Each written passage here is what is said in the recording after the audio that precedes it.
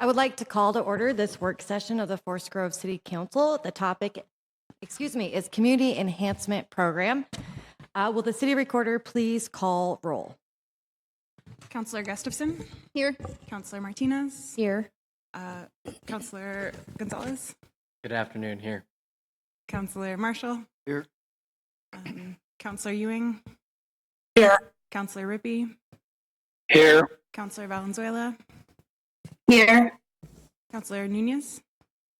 Commissioner? Mayor Wenzel? Here. Thank you. I'm going to now turn it over to our staff report led by Paul Downey. You kind of bring up the presentation. Due to tightness of time, we're going to try to move through this pretty quick. So, next slide. Purpose. Here are the presentations, Community Impact Grant, the CIG applications, and deliberate and award one CIG grant. Here are the presentation, Community Enhancement Program applications. Recording in progress. Deliberate and award one, possibly two grants. We'll discuss that in a minute. Next slide. Each applicant's performed, they have notify they have 6 minutes for their presentation, including questions from the committee members. For example, they present for 3 minutes, at least 3 minutes for the committee members to ask questions. The city recorder will display a timer. Applicants have been asked to focus on the central points of their application since time is limited. Next slide.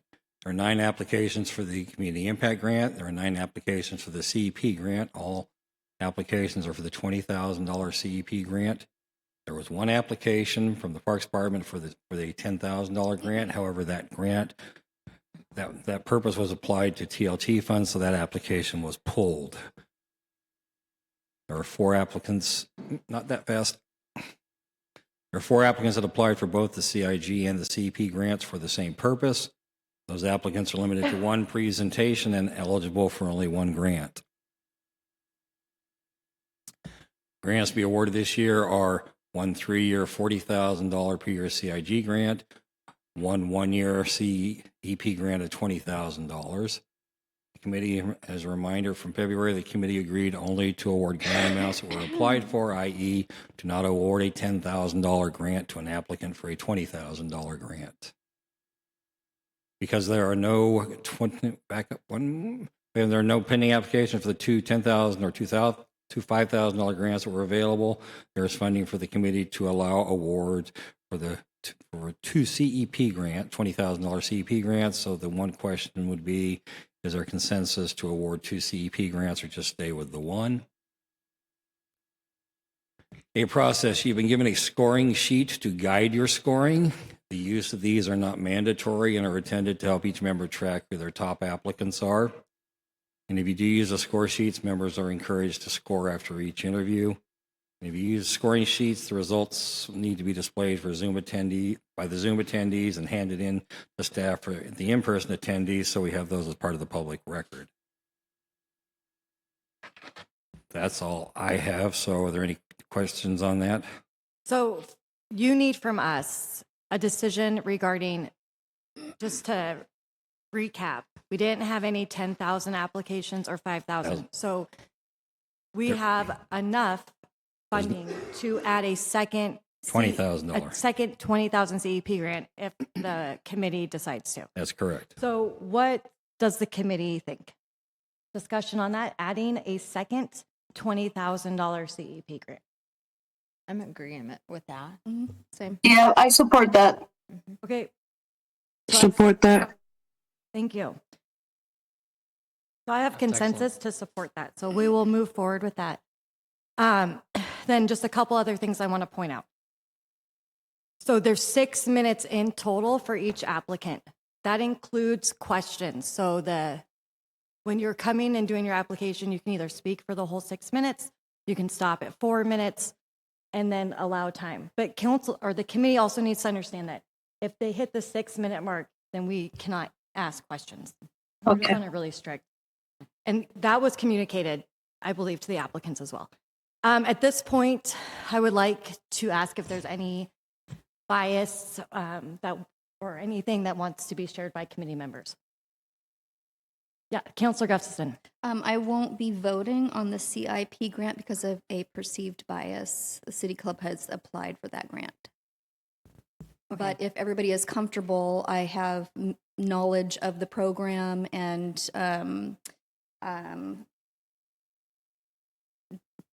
would like to be available to converse about the whole thing, especially since we're combining the CEP and the CIP. Did the City Club apply for both CEP and CIG? No. Okay, So so I, what I'm saying is I have perspective and knowledge on pretty much everybody that's been applying here, and we shouldn't be afraid of knowledge. So I wouldn't mind being able to partake in the conversation, but I won't be voting on the CIP grant. on the CIG. CIG, you mean? Yes, CIP. That's why I was getting confused. Yeah, I was sorry, like- sorry. So for the, how does the committee feel about that? Yeah. Counselor Ewing.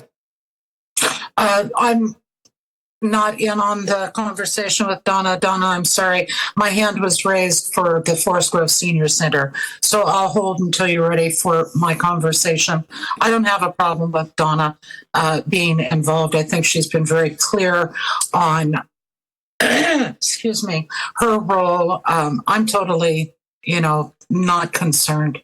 Thanks. Yeah, I'm a little concerned. I just would say that during the discussion, like it can't be in the fairness of all the applicants, there can't be any discussion giving more information to the City Yes. Club applicant because that would be unfair to the other people, right? So you would only be able to discuss the ones that don't have to do with the City Club during that discussion and deliberation time So for the CIG, okay, so the if one you're if- applying for. if others have knowledge, for instance, with any of the Forest Grove High School or the Forest Grove Senior Center or the Friends of Historic Forest Grove, because of other relationships, will all of those counselors also be not giving their knowledge and perspective on those items as well?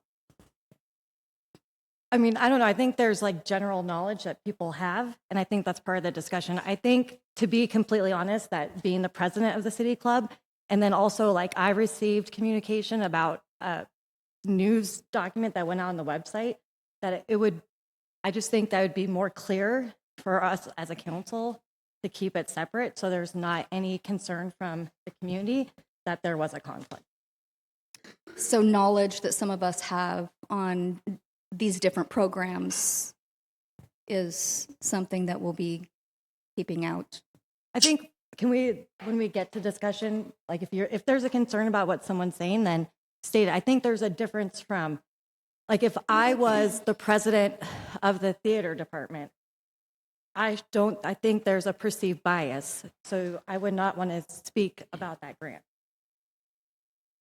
Right? I think that's, I respectfully disagree only because there's many of us that have specific knowledge on different subjects throughout the years, right?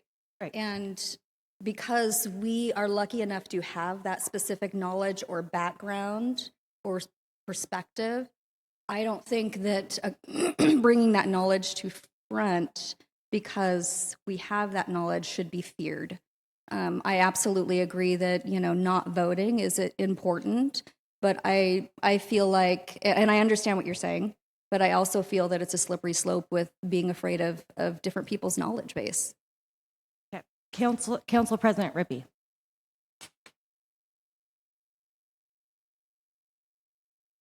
You're on mute. Okay. So I just want to let everybody know that I'm on the board for the senior center, so I will not be making any comments during their presentation. Thank you. Councilor Ewing. Yes, I would like to also note that I am the liaison for, excuse me, the Forest Grove Community Senior Center. I do believe that I can be unbiased, but I'll leave it up to my colleagues as to whether or not I should recuse myself. Thank you. Thank you. Councilor Gonzalez.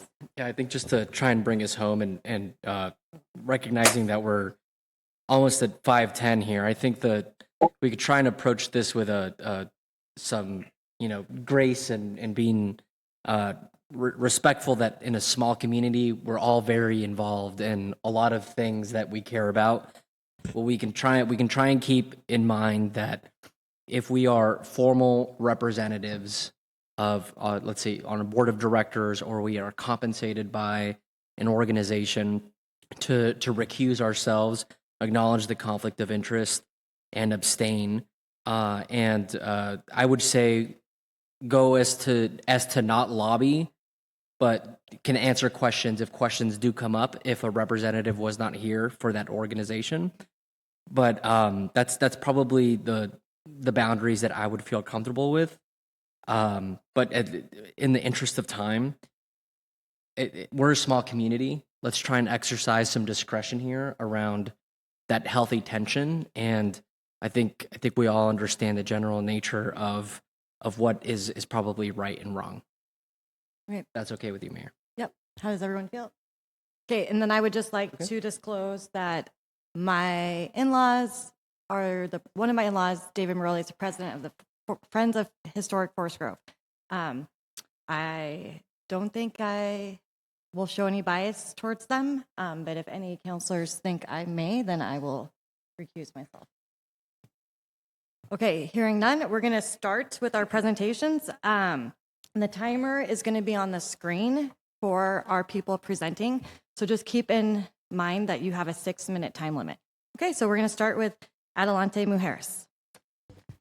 Hi, all. I believe we just need one of our attendees, Francia Guerra, to be included as a panelist so that they can unmute themselves.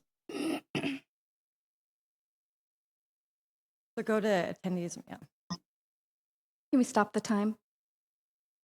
What's the name under that, Sage? It would be Francia Guerra. Okay, Francia.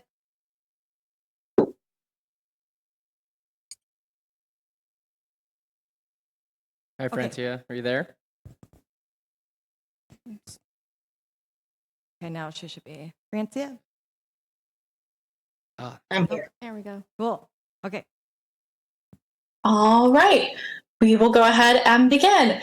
Hi, everyone. My name is Bailey Matlock, Grants Manager at Adelante Mujeres, and we are a local nonprofit whose mission is to serve the Latina community here in Forest Grove, Oregon.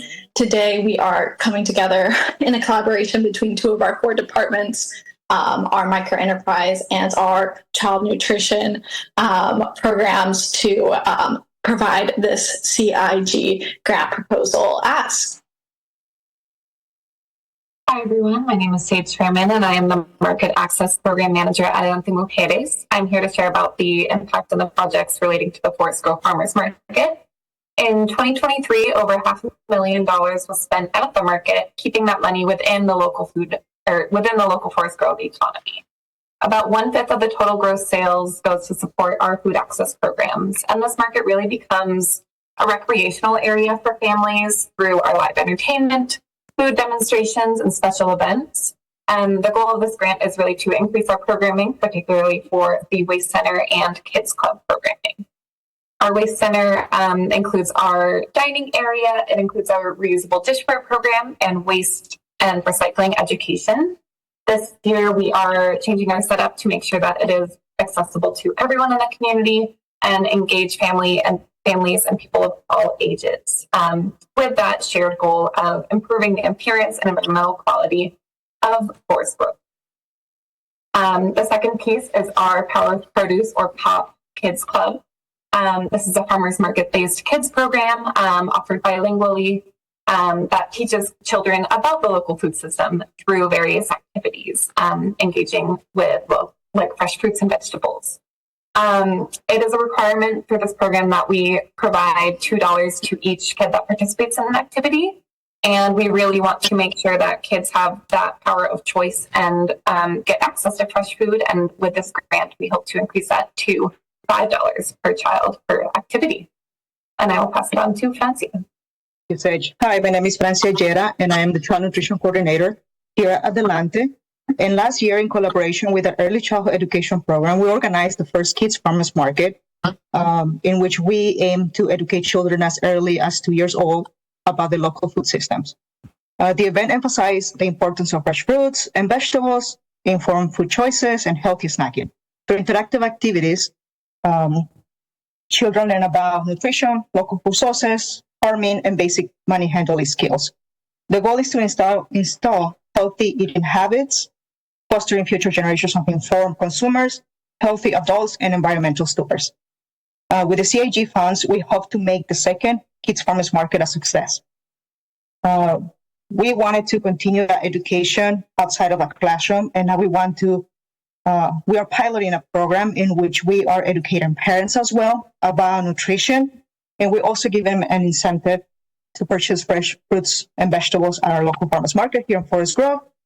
And we know that some families are not aware of different types of produce, so we also want to give them the education with cooking demos of how to utilize the produce that they see in the local market. With that, we are serving about 119 individuals representing 26 Latin families. And I'll give it to Bailey. As we close out, we just want to make clear what our ask is. We are asking for the supplies and material costs as well as the staff time to provide our weekly Pop Kids Club activities, our monthly child nutrition and food demonstrations, our waste and recycling education activities, as well as our annual Kids Farmers Market in partnership with Pacific University, as well as increasing that Kids Club token amount from $2 to $5. We really believe that this is important and aligns with the vision for this grant program as it increases access to recreational sites, increases environmental quality, as well as creating an inclusive and sustainable community space at our farmers market and at our public event of the annual Kids Farmers Market. We are connecting kids to their local farmers. We're connecting kids to knowing more about the produce and waste system that they are involved in. And we are setting up, kids with healthy futures and with more autonomy to make decisions within our community spaces. And with that, we'll pause for any questions. Any questions from the committee? I have one question, and I can't remember the name of it right now, so I apologize. But it's my understanding that Adelante was going to start working to make culturally appropriate mental health services for youth, and I was just wondering if that's a layered part of this application.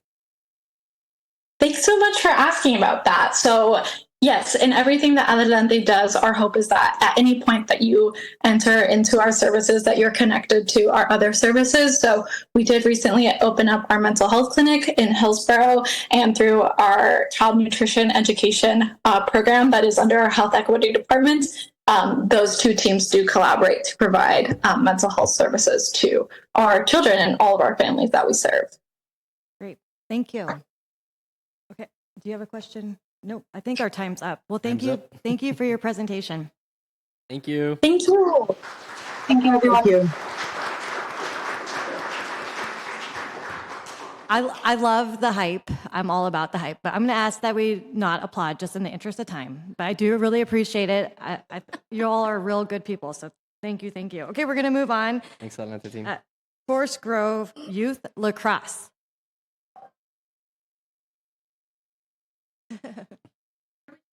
Sorry. In person, come right up here. Sorry for not telling you that. Yeah, in person applicants can just have a seat. You can sit down, speak into the microphone. Are both microphones working? Okay. Fingers crossed. That was earlier. I will be happy to do so. Does this work for you? Yeah. Okay. Perfect. Welcome. Okay. Hi. Welcome. My name's Cara Lanning. I'm the secretary for the board of Forest Grove Youth Lacrosse, and I'm just first want to shout out our amazing youth behind us. I think it's extraordinary and a testament to the character development that we're really shooting for in our club. And I think it's super important for them to see civic action in practice. And so thank you all for showing up.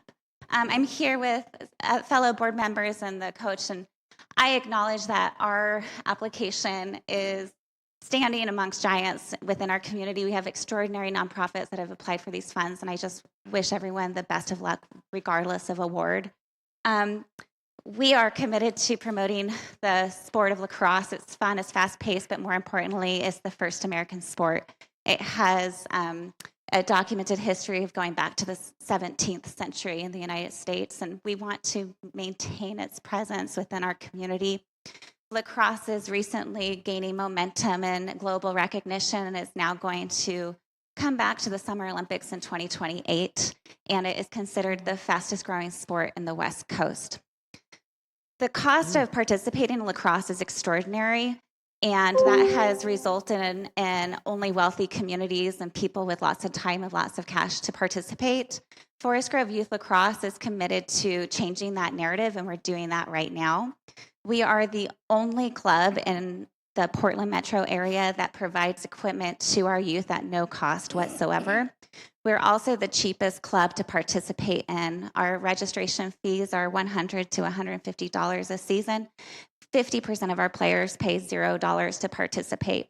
This is extraordinarily important because we think that all kids should have access to sports because it's really important for their physical health, but it's also really important for their emotional and social well-being. Also, lacrosse is super fun, and so the second you put a stick in their hands, they're hooked.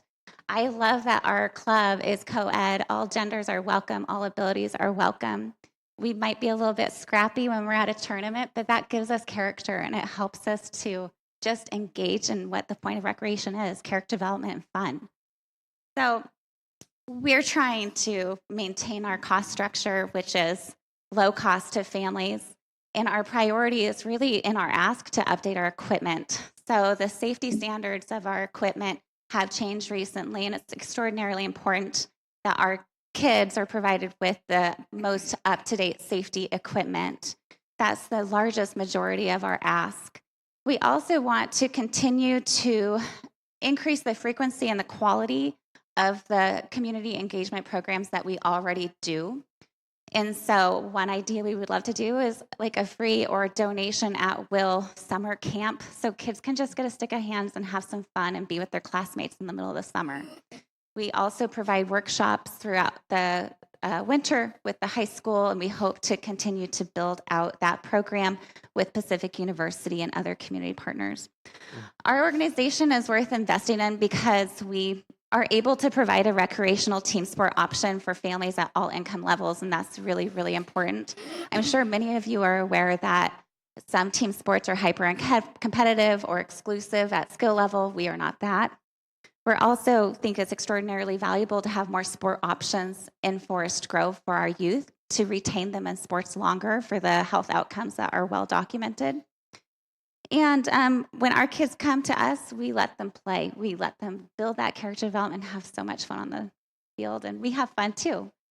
So the requested funds, again, we are requesting primarily to help support the replacement of our safety gear, continue community engagement, and continue to succeed in our low-cost model, providing about 50% or even more registration waivers for our kids in our community. Funding at any level is appreciated. And so we just welcome any guidance from the council or the review committee. If you have other sources that you think would be worthwhile pursuing, please let us know. We are really open-minded, and we're as committed as our students are. And so we appreciate your time, and I just really want to invite you for your questions. Thank you. Thank you. Questions? Look online. I have a question. Yeah. How many people do you have participating now, and what are your plans to recruit more kids to play? Yeah, thank you for your question. We currently have over 36 families, but many families have multiple children. Our age range is 3rd through 8th grade. We would love to have way more. So I'm going to let Shane kind of talk about that plan there. Is this one working? Yeah. Yes, like Cara said, we currently have, I believe, 36 families. And as she said, we have multiple kids in a lot of those families. As I've had kids in the sport for the last 6 years, multiple kids at all times. And as far as funding goes, we've been carrying year to year and being able to supply newer equipment here and there. But it would be nice just to be able to replace it all and have them all in the safest equipment we could. Thank you. Any other questions? Okay, Thank you so much. Yeah, thank you again, and I really appreciate your consideration. I invite you just to read the testimonials. Like, the kids put a lot of effort into it, and so those testimonials are found on the brochure that was provided to you. And also, if you have other funding sources that you think would be better aligned with our ask, I'm here to do whatever I can to keep this club going because I'm committed to the mission of our organization. So thank you for your time and your consideration. Thank you. Thank you.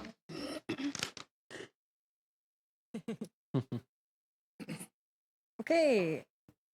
Hope Community Network. I love the silent applause too. Like all the feels. Okay, good evening, Mayor Wenzel, City Councilors, Metro Councilor Gonzalez, Ms. Salgado, Ms. Nunez. I hope you all can hear me. Oh, As the president, hang on is one it minute. good? 1 minute. 'Cause Okay, we have as- Mr. Orr coming up too. Okay, yeah, as the president of Hope Community Network, I'm providing our opening remarks via Zoom while I visit family and grandchildren in Colorado. I apologize for my absence, but I made my travel plans based upon the original date set for these presentations. Please think of HCN as your local go-to organization that provides immediate relief to those in Forest Grove who need help. While we have limited resources, we have done much with little. And my notes were just erased. What happened here?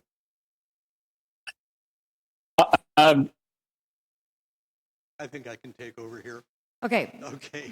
Thanks, Mike. Well, they came back up when you changed it around. All right, look, we've paid for temporary short-term housing, purchased clothing, shoes, gasoline, rented U-Haul vehicles to move people's belongings, and we've done all that with businesses within Forest Grove. We've worked with the local police, Forest Grove Foundation. We've coordinated with the American Legion Post 2 to help the local veterans. And we've returned dozens of shopping carts to their owner stores in the community. We're not big. We're not wealthy. We have big hearts and willing hands to help the distressed in Forest Grove. And I ask that you keep those things in mind as Tim presents our talking points. Okay, thank you. I'm going to turn it over to Tim now. Well, that's most of the talking points. No, I'm just kidding. I want to give some background to everybody.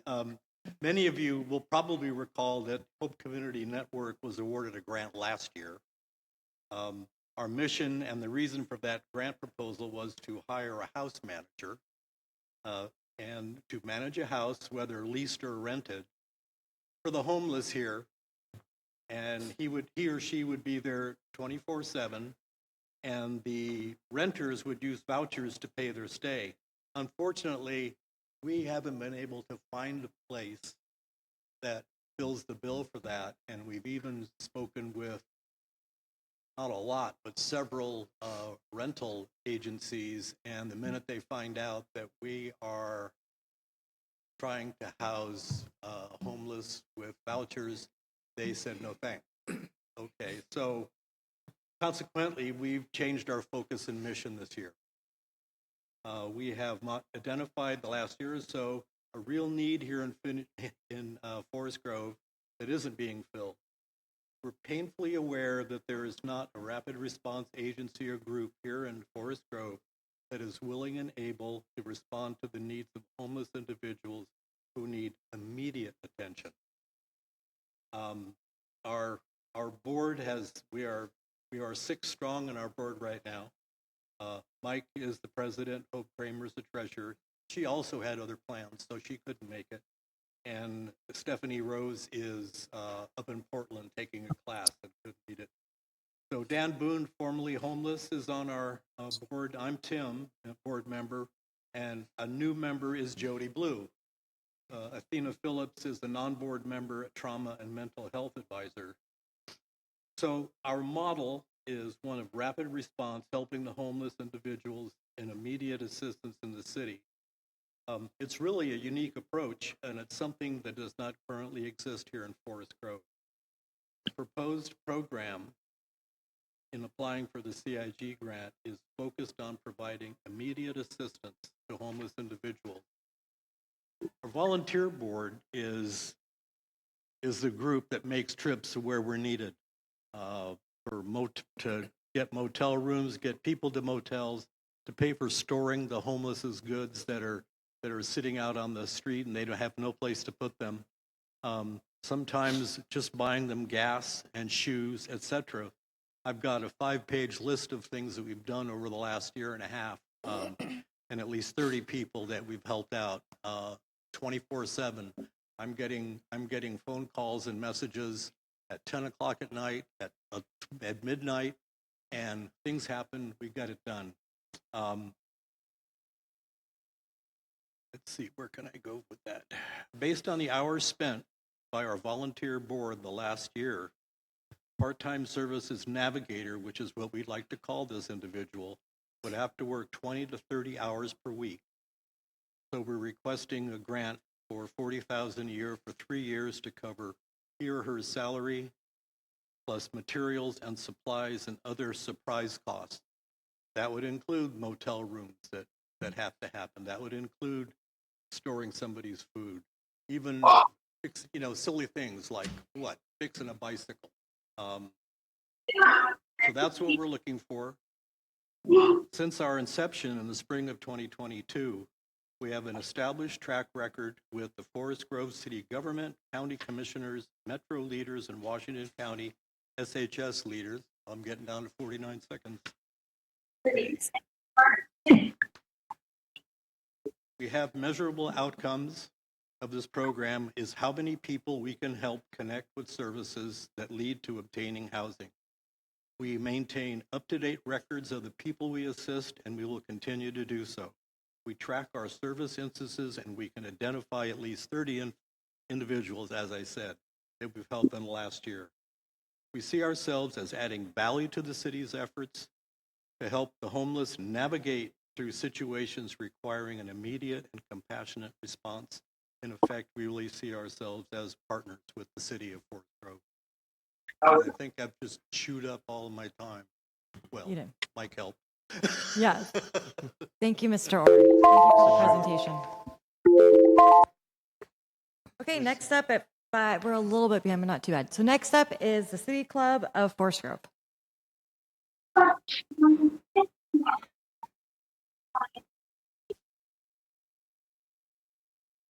Hi. Hi. Is this on? Okay. Yes. Good evening, council, mayor, city staff. On January 22nd of this year, Forest Grove Mayor, on behalf of the City Council of Forest Grove, signed a letter of support regarding the City Club of Forest Grove's application as an affiliate member for the Main Street program. Since that time, the City Club of Forest Grove has become the managing entity of the affiliate level Main Street program for the City of Forest Grove. We are currently in the process of finalizing the partners of the Main Street Steering Committee and have begun framework discussions for this program. The Main Street program will bring to Forest Grove the opportunities to decrease blight, upgrade buildings, create a live where you shop environment, increase placemaking, and a sustainable, thriving downtown, all while monitoring and the success and the progress of the program. These changes will increase community involvement and commerce in Forest Grove and structure our town to be an inviting location for tourism, as well as facilitate funding for other requests heard this evening. A strong and careful structured foundation will enable the program to be successful. The direct and indirect use of grant funds will be used to accomplish the following at a minimum: proving success, implementing quick win projects which have large visual impact. This will be accomplished by identifying small yet large impact goals such as art, maintenance, and beautification projects. Community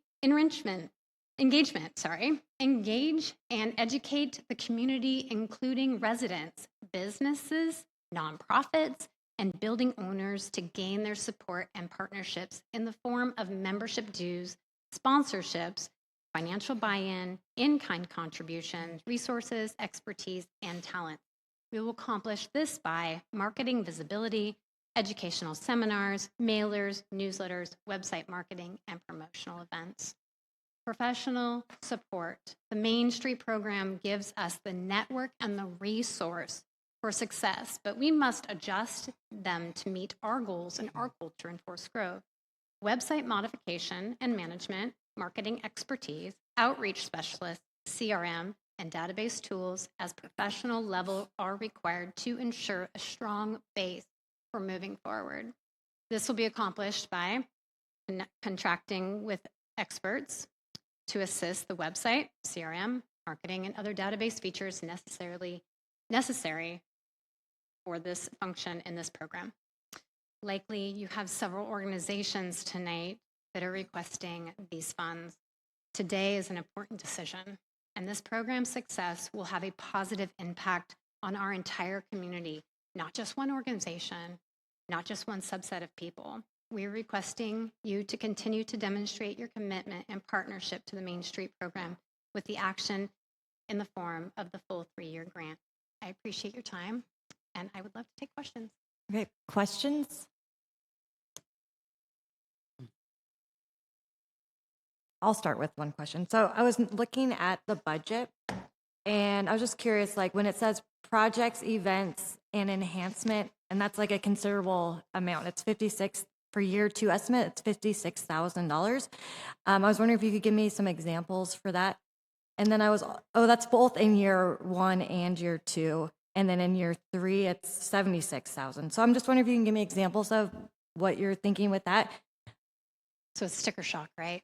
Well, I was just, I mean, it's a new budget from what you have. So I was just wondering. So these budgets were based on other towns under 50,000, closest to 27,000 that we could possibly get. So it's really our best guess in the population of the town. What would be those projects, like events and enhancements? I'm just wondering, when you met with Main Street program, did they say like examples of? So if you look at the attachment that I sent last week, some of the enhancements are like, there's 2 examples here of the before and after. Those are some of the enhancements, very simple ones, but it gets people interested because they're so well done and they're eye-catching. Right. And there's also a video that was sent. It was thrown back into spam, I guess. There's a video on many examples in the state of Oregon of before and afters. Thank you. Any other questions? Councilor Gonzalez. Thanks, Mayor. Yeah, I have a question, and in terms of the budget submitted, it shows operational for the previous calendar year was around 11,000, correct? 12,000 or so. Is that right? Previous calendar year. So I see 2023 City Club of Forest Grove operational report. I see a summary. I wasn't here last year, so. Oh, it's okay. I'm just looking at it's. I can't quite list the page number, unfortunately. Is it? It's Does it 9. look like this? It's page 9 of 19. Has a little green tree on top, if it helps. It says 2023 City Club of Forest Grove operational report. Well, anyway, I'm just referencing that page, and I'm mindful of time.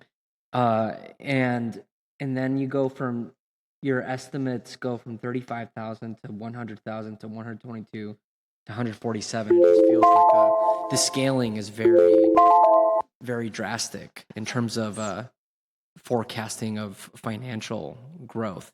I wanted to get a sense of that. I recognize we're out of time. I just Did you want me to answer? Yes, please. Okay. Very quickly. Okay. Basically, we are just starting. We've just hit the ground running as of last month. We had to wait till after the Heritage Conference was over. Okay. And we are just taking models and doing our best.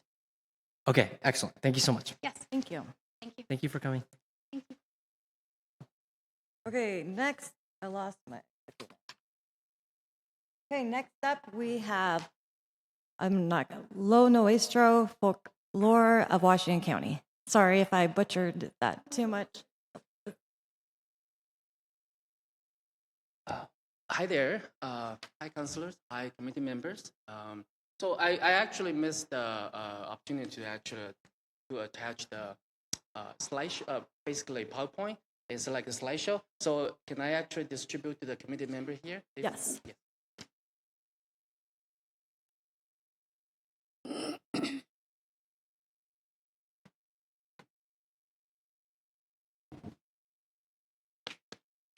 Hi, everyone, again. My name is Jinwei Niu. I am the secretary, I'm one of the directors of this awesome organization called Lo Nuestro Folklore. I'm here actually today to present our program to the committee to hopefully that you guys can help us find a more permanent home so that we can actually expand our impact to the community. So as you can see in the program that the title of our program is actually Folkloric Education Program for the Youth, Adult, and Senior. Okay, so little quick background here. The folklorico is is a specific terminology to describe this kind of a dance art from Mexican folklore.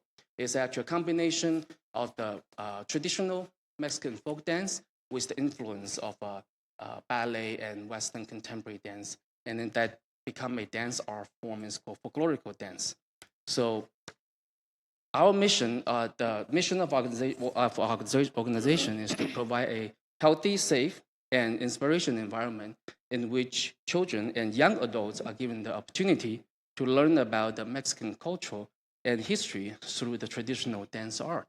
So here you might want to ask, so why so specific? Because actually, according to 2000 census, close to 20% of the Forest Grove active population is actually Latino Mexican populations. So a lot of the youth in this community, they longing for this kind of opportunity to learn something that more endear to their roots and their love for that art form over there. So this is not a brand new program. Just to a little bit clarification here, our program actually currently is actually hosted in-house in Forest Grove School District. It's called Mexican in La Pierre.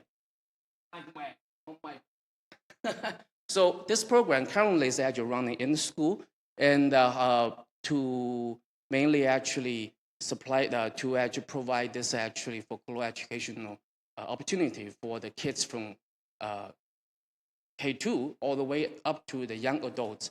What we actually looking for here is actually opportunity to actually expand our influence for the community, to make this actually opportunity make it more available to the broader community inside the city of Forest Grove. And what we're asking is actually to ask for help to help our funding to start actually looking for a more permanent location in the sense that instead of in the school, to find at least a facility that's actually more equipped with a dance-oriented setup. Because in the school, what we can only use is a gym, okay? So in the long term, that's actually not healthy for the kids because this form of dance are including a lot of sapateado, and essentially it's actually like clogging. So we do a lot of heel work and stump work, and that in the long term is not good for the kids' health if we're constantly in a asphalt or cement ground. And also it's a dance art. It's like a dance art. We have a Forest Grove dance art in the community. It actually has a lot of impact for this city of Forest Grove already. And as part of the community, for the Mexican community or the Latino community, we should have something be able to support some studio like that to actually satisfy the goal of the city councilor's goal is actually to be more inclusive and also diverse for the community to grow. And our goal is actually to benefit the youth and then the seniors, low-income persons, and or underserved populations. And that's actually including, started right now, we have actually mainly in the youth and young adults. But our the other director, Manuel Ramos, he's actually teaching senior program as well in Central Gondura. But I don't see why can't we have this kind of opportunity here for the seniors in the city of Forest Grove, because that will, with a separate studio location, will be more flexible. It will be cater our program to what the community needs inside the city of Forest Grove, and that's actually over here trying to ask for that. So to sum it up, our actually has a lot of collaboration with Forest Grove High School and Forest Grove Art Festival, which just happened. And we are actually looking forward to expand our impact in the community. And then we believe, and because we are art form, we also apply for other, in the long run, we'll be able to sustain ourselves by actually apply other funding and also other form of income as well. So that way we can continue and with the kickoff from the support from City of Forest Grove.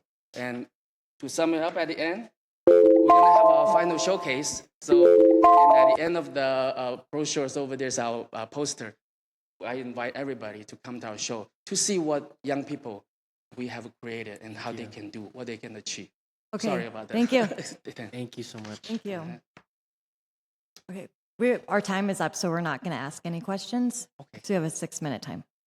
Okay, thank you. Okay, thank you That's so okay. much, and thank you for the presentation too.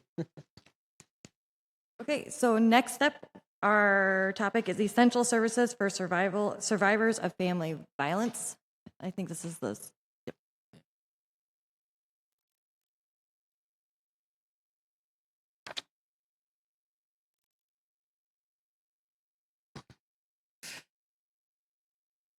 Hi, everyone. Hello, Rachel. Thank you for having me. I appreciate it. I'll try to keep this relatively brief for you. I've included in your packet information about the Family Justice Center and what we do and the number of folks that we serve. For those of you that were here just a couple weeks ago, actually, you heard that we served 95 survivors from Forest Grove with 177 services, and we know that only about 30% of survivors will identify where they come from when they are seeking services. So it is potentially an underrepresentation. We're applying for the Community Impact Grant application as a collaborative grant with Adelante Mujeres to deepen our, not only our partnership, but our ability to provide culturally specific services at the Family Justice Center. The Hispanic and Latino community make up 42%, which is our largest single population at the Family Justice Center. And so we want to be able to offer those culturally specific and linguistically specific healing services. And so how we would pair that with working in Forest Grove, we would leverage our partnership with Adelante Mujeres for them to provide services in a survivor safe space at the Family Justice Center. But we would also utilize culturally specific peer outreach with support from the grant here in Forest Grove to try to make an access point for survivors here. We would also work in partnership with Ride Connection, who can offer free door-to-door transportation for survivors in Forest Grove to the Family Justice Center so that they can have access to not only all of our services, but specifically the Beyond Trauma program run by Adelante Mujeres. That would allow for the survivors not only to access the culturally specific, but even if they were not Hispanic and Latino survivors, they would be able to access the Beyond Trauma program, providing healing and long-term sustainability for survivors that access the Family Justice Center from Forest Grove. And I'll leave you guys time for questions. Great, thank you. Any questions? I'm going to look online too, so I don't see any of my Zoom participants with hands raised. Anyone on the panel? I don't think. No? I don't have any. I just wanted to thank you for applying. And this is a senior application come through the CIG program. I think reflects we cast a pretty wide net in terms of the kind of applications that we could receive with this new scope. And it's just the partnership is great to see. So seeing that we have time to comment with the shorter presentation, I thought I'd offer that feedback and thank you for the really detailed application. Appreciate it. Yeah, one of the things that stood out to me about your application was the partnership with Adelante for the Beyond Trauma subcontract. Do you want to since you have some time, do you want to explain how that works? Because that Adelante is local to Forest Grove too, so I think that's another layer. Yeah, so we have been working to build our partnership with Adelante for over a year now. And with this allocation, what they would be able to do is offer year-round programming. So we've had the Beyond Trauma program maybe once a year, and it's very popular. And what we're able to do is provide childcare, food, and program supplies while the facilitators are able to focus on facilitating with the individuals, which is really important because they can build that long-term relationship and they can really affect more than just the curriculum. When you have somebody that you've built a relationship with, they become a culturally specific mentor, and that makes a really big difference. And then with this, we'd also be able to come into Forest Grove as either culturally specific peers that we had out here or staff members that could visit the Adelante program, that could table at the markets, that could just have a much better presence in order to build that out in both places. So Adelante could build their presence out with the family justice community, and then we could build it with the Adelante community. Thank you. Any other questions or comments? Okay, then we're gonna let you go. Thanks Thank so you. much. And I have way too many papers. Next up, we're gonna move on to the Forest Grove Cornelius Chamber of Commerce.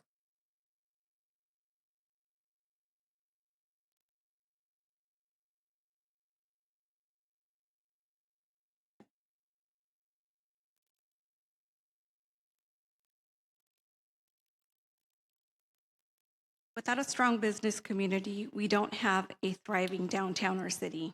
They are the backbone of our economic vitality. Buenas tardes, good afternoon.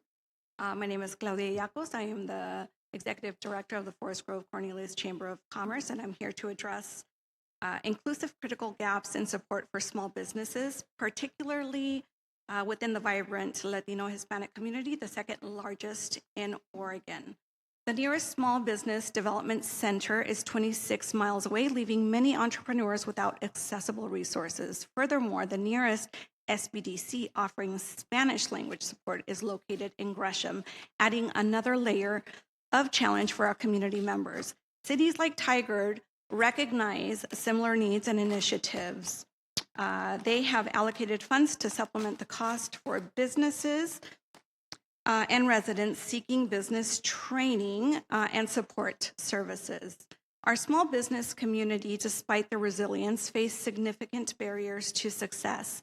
Limited access to resources, language barriers, and a lack of tailored support hinder their ability to thrive and contribute fully to our local economy.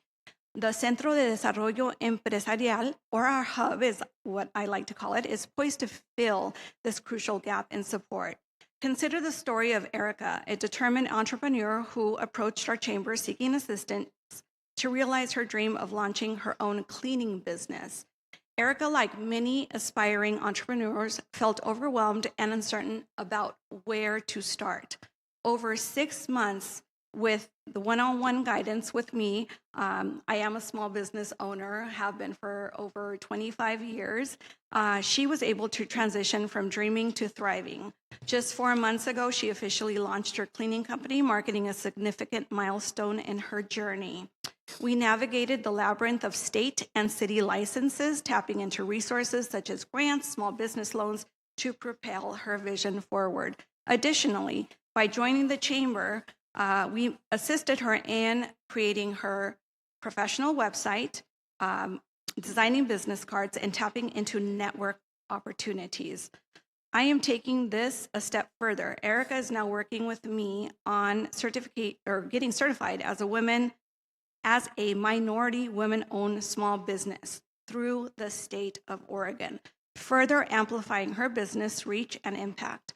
Moreover, she's eagerly awaiting the launch of a leadership cohort program, underscoring her commitment to continuous growth and development.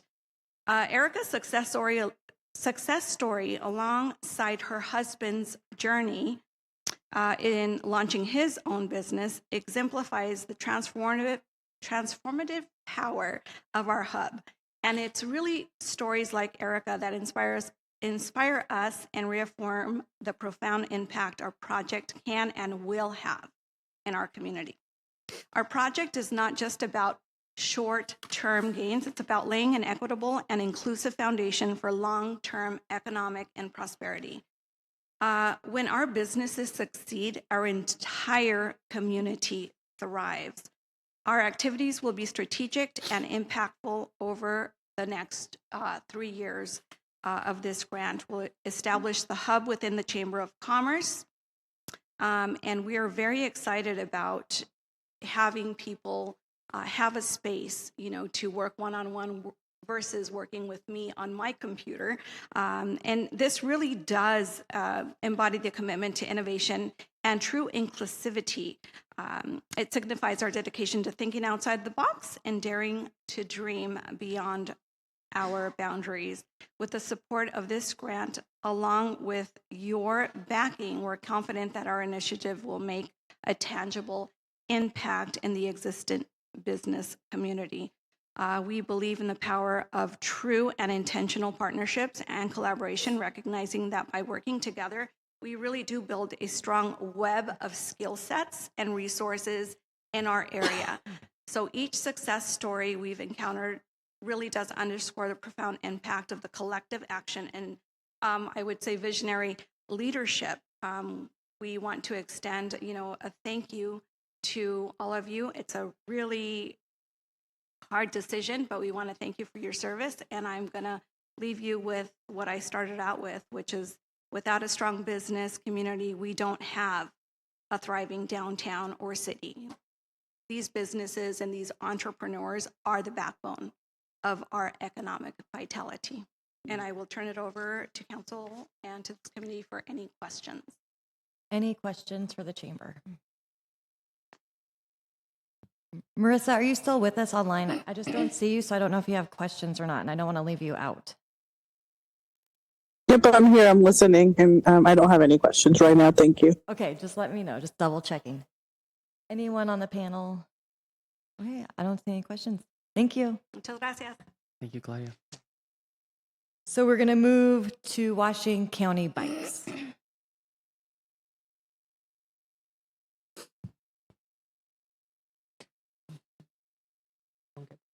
did bring copies if anyone.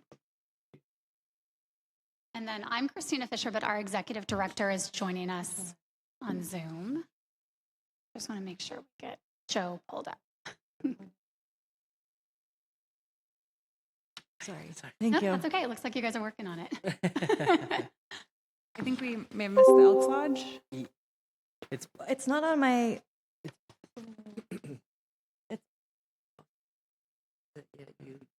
Oh, I skipped it. I totally skipped one. I'm sorry, Alice. Okay, we can Let's do. Oh, we're gonna do yours. Okay. I don't know. Sorry. Okay, no, that's I'm like okay. the mayor makes lots of mistakes, and thank you for your No, grace. We all do. Does anybody want a copy? Or you guys have it? Oh, I just Can you guys see me or hear me? We can. Thank you. Excellent. Thank you. Of course. Well, I'm Christina Fisher. I'm so grateful to be here, and we're so excited to talk with you guys about what we're doing. I am with Washco. Well, you know us as Washco. We're also Reborn Bikes. We've been doing work here in Forest Grove for about 10 years.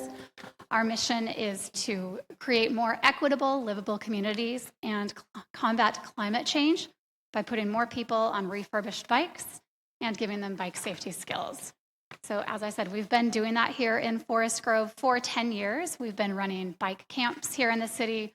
We've been partnering with the Title I schools for distribution of bikes to those underserved populations that need it, and a variety of things. We're hoping that this funding today can help us expand our reach. We know there are a lot of folks here and a large need in Forest Grove that we haven't been able to reach yet. More partnerships, more opportunities to do more bike rodeos, and lots more people that need bikes for that sustainable transportation. So we are excited for this opportunity. We have a pilot program we've successfully been doing with Metro at the Oregon City Transfer Station, and that's what we're applying for today to talk about that impact that we've had there and how we would to mirror that program here in Forest Grove. I'm going to hand it over to Joe. Thank you, Christina, and thank you, Council, for having us. And we have been in your community at their corn roasts. Many of you have probably seen us giving away hundreds of bikes at the corn roast, at the different schools. We run our summer camps out of the Church of Christ location right down there. And we have a 4-story building now, the bank building on Main and Pacific, where we move through, in the entire state, we move through about 8,000 to 10,000 bikes. And that's one of our warehouses where we do it. We have a lot of local folks from the Rotary Club to the public of Forest Grove helping us in there clean and refurbish and collect bikes to be able to distribute them out to the community. Every kid and adult that gets a bike, whether it's a refugee, a child from a Title I school, a family getting back on their feet, someone from Expose Hope that's getting out of human trafficking, getting a bike to work, we give them a bike, a lock, a light, and a helmet, and safety training. And what we've really reaching out to you guys for tonight is the program we've been doing with Metro at the transfer stations has been successful beyond our wildest dreams. We're able to capture and collect and refurbish and then get back out in the world bikes that would have been otherwise melted down or thrown away into the landfill. We're keeping a lot of CO2 out of the atmosphere, and we're really taking those bikes, and it's not a Goodwill situation where we take a bike in the front door and we send it out with a little wipe down. We refurbish those bikes with a 16-point safety check, and we say give it to somebody as if it's somebody you care for and love. And every one of the kids at our summer camps in Forest Grove and beyond get a bike that fits them. And we're just excited because the Metro program in Oregon City, we're pulling out 200 bikes a week, and about 120 of those we're actually able to fully restore and get out into the world. The other 80 we're stripping for parts and putting them on other bikes. So the program that you guys see that we're asking for is material needs, transportation, labor, and all the costs associated with getting those bikes out to those kids and adults in Forest Grove. And Christine, if you want to add anything else, I know they have the packets there with them. We're just excited to continue our work in Forest Grove and to really let the folks at Forest Grove know that we're here to stay and here to grow with you guys. And so I'm going to just open it up for questions. Yeah. Okay, questions?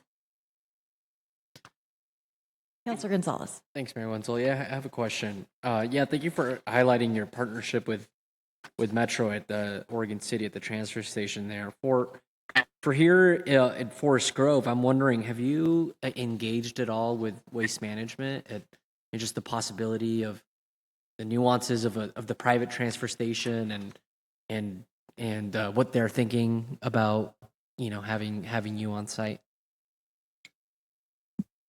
Yes, we've talked with the folks at Metro and the transfer station. We've applied and we're reaching out. What I'm understanding is there's a great excitement to continue throughout all of the transfer stations. The main one in Portland, your transfer station out here, the 4 or 5 that are available. We just can't scale fast enough, and we're trying to be very deliberate about how we roll these out. And we know that we're not going to be talking about as many bikes from Forest Grove, but that's okay because we have so many volunteers and so many people to work on them that our need is to just keep those bikes out of the landfill and keep them out of the transfer station, as many as we can get. We don't feel we have a set number that we have to have for the program to be successful. And yes, we have talked with them. Yeah, and I would just add that with the warehouse already here in Forest Grove, it's very easy for us to access those and get those into this community because they're already here. Thank you. Great. Thank you for your presentation. Thank you. Okay. Thanks, guys. I really appreciate it. Thank you. Thanks, Alice, for waiting for me and giving me grace with my mess ups. Will the Elks please come up?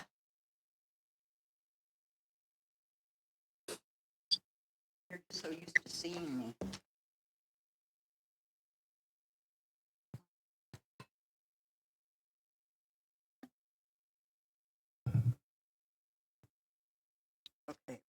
My name is Alice Custodio. I'm with the Forest Grove Elks, and in essence, you might say I'm representing the Forest Grove School District for their low-income and homeless program. Through my grant writing, I gave you how our students are chosen, where the food comes from, basically, and how it is distributed. I have some of my elks and volunteers here today with me. They do a commendable job, and this year, to date, we have served 4,300 meals since the 1st of September through this school year. It averages 136 meals a week. Tomorrow we will be serving 165 backpacks. Just to let you know a little bit as far as the severity of the issue. And some of the issue that I think we have is gentrification, because we've got increased housing cost with the new demands for housing and prices in the community. Some of our low-income residents may face displacement due to rising rents and evictions. Neighborhood change is also we're going to need to address issues there. Policymakers can consider strategies such as preserving existing affordable housing, fostering inclusive neighborhoods for change. It's essential to strike a balance between growth and equity to ensure that urban development benefits everyone. How do we broaden our charitable base? Broadening the charitable base involves expanding the pool of donors and supporters. Diversify outreach channels such as social media, email campaigns, events, and partnerships. Segmentation, understand our existing donors and segment them based on their demographics. Corporate partnerships, we need to work on corporate partnerships in order to be able to have a program that is going to be sustainable instead of me coming back and seeing you each year. That's why I am applying for the CIG grant for a 3-year program. We also hope to have a strategic plan so that we can solve the majority of the low-income food distribution.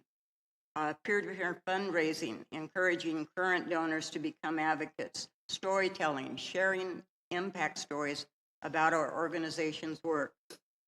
And then leading to success. Community solidarity plays a vital role in the addressing of hunger. When people come together, they can achieve remarkable success in fighting food insecurity. And here's some of the ways that we can do it. We can have a collective effort. When community members unite, they pool resources, time, and expertise. This collaborative effort allows for more efficient and effective solutions. Food drives and donations, local initiatives, advocacy and awareness, support networks. Remember, together we can nourish our communities and build a hunger-free world. Very important. We have a good chance here in Forest Grove. Your former president of the city council, Tom Johnston, used to come in the Elks and he'd say, "Oh, I just came back from a city meeting, city councils all over the United States, and we have got some plans for the future." And to this day, we are still developing some of the plans that he helped institute. We have a vision for the future that is creating an unbreakable chain. Awareness, collaboration, food distribution, sustainable solutions, advocacy, all are part of it. A very key importance is involving youth in our community. Youth can play a crucial role in fighting hunger within the community. Volunteering, having the youth volunteer in food banks, shelter, community kitchens, and hands-on advocate, raise the awareness of hunger-related issues. Educate by teaching more about sustainable food practices. Organize events and fundraisers. Collaborate, partnerships with schools, businesses, and nonprofits.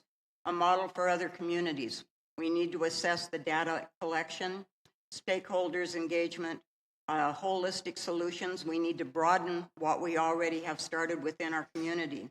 Sustainability, replicability are all, we have to document the model's successes and challenges and lessons and learn.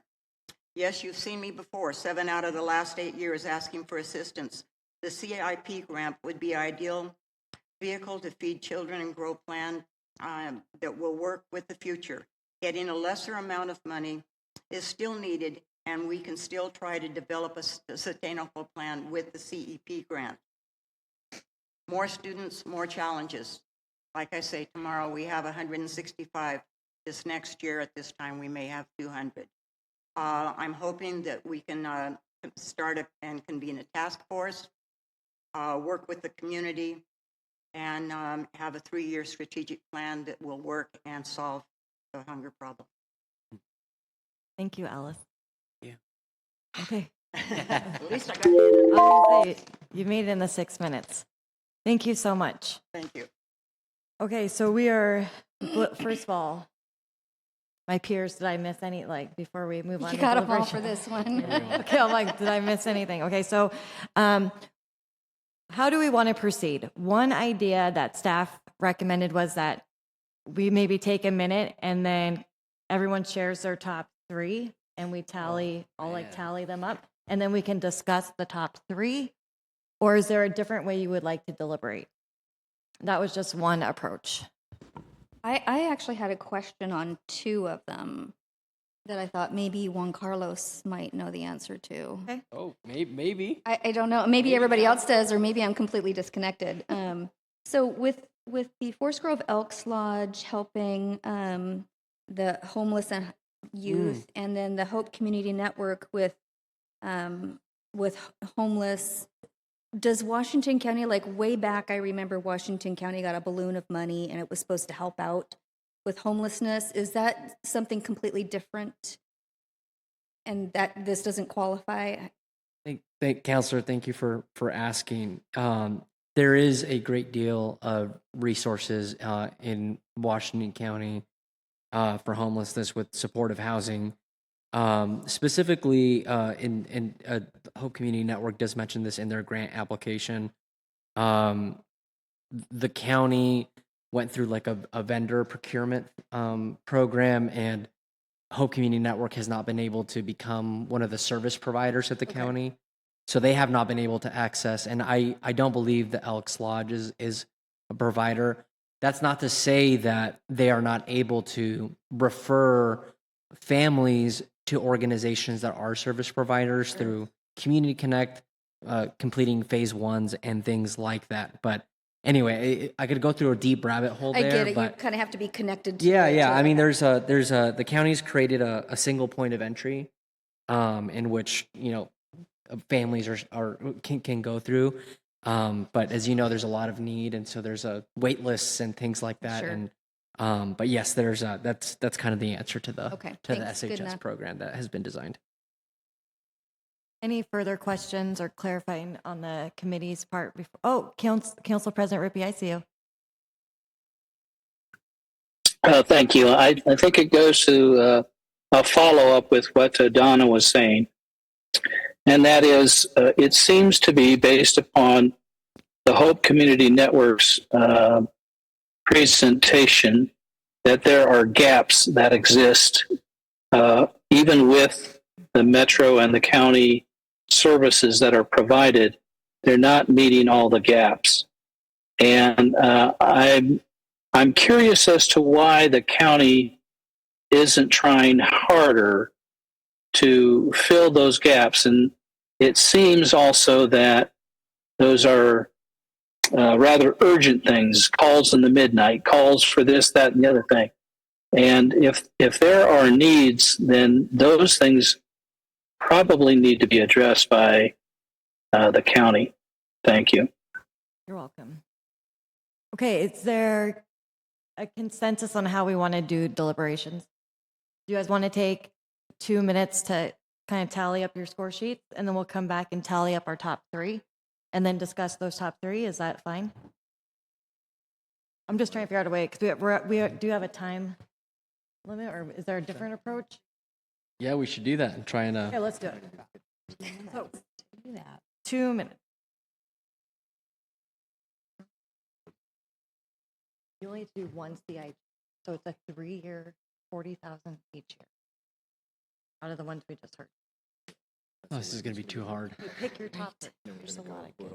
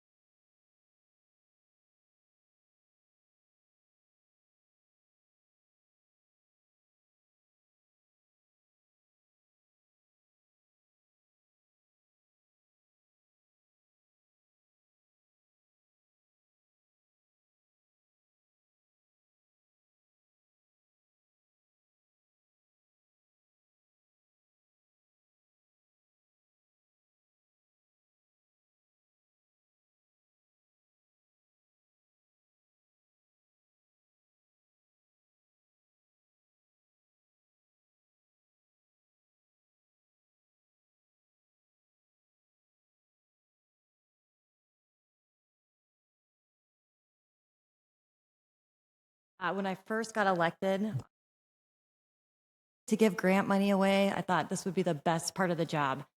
And it's not, because there's so many people deserving, so many groups deserving.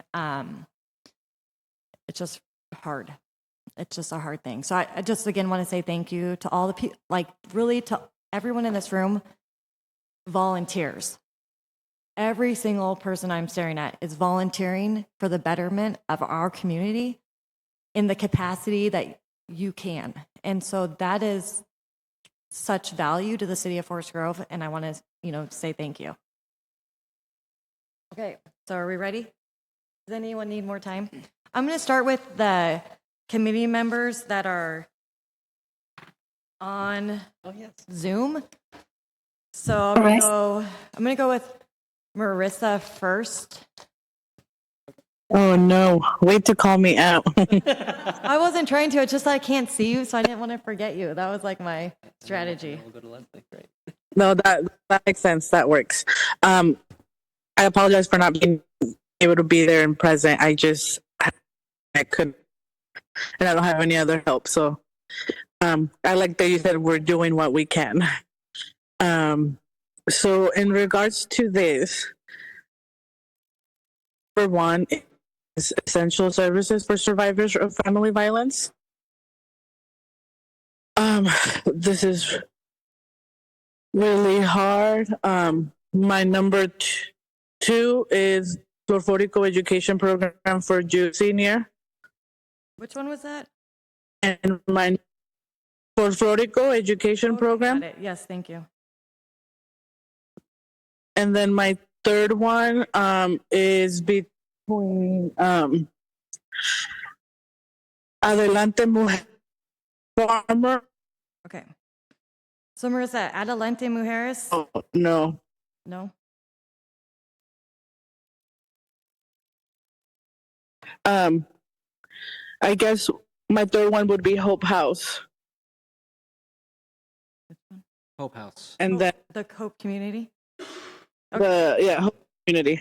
Got it. Thanks. So Yeah, just to clarify, Hope Community Network, Ballet Folklorico, and Family Justice Center.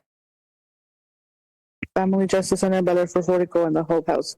Yes, and it is a really hard choice because I want to do all of them equally, but I do think that they target different populations, and that is my thought behind that decision, if that makes sense.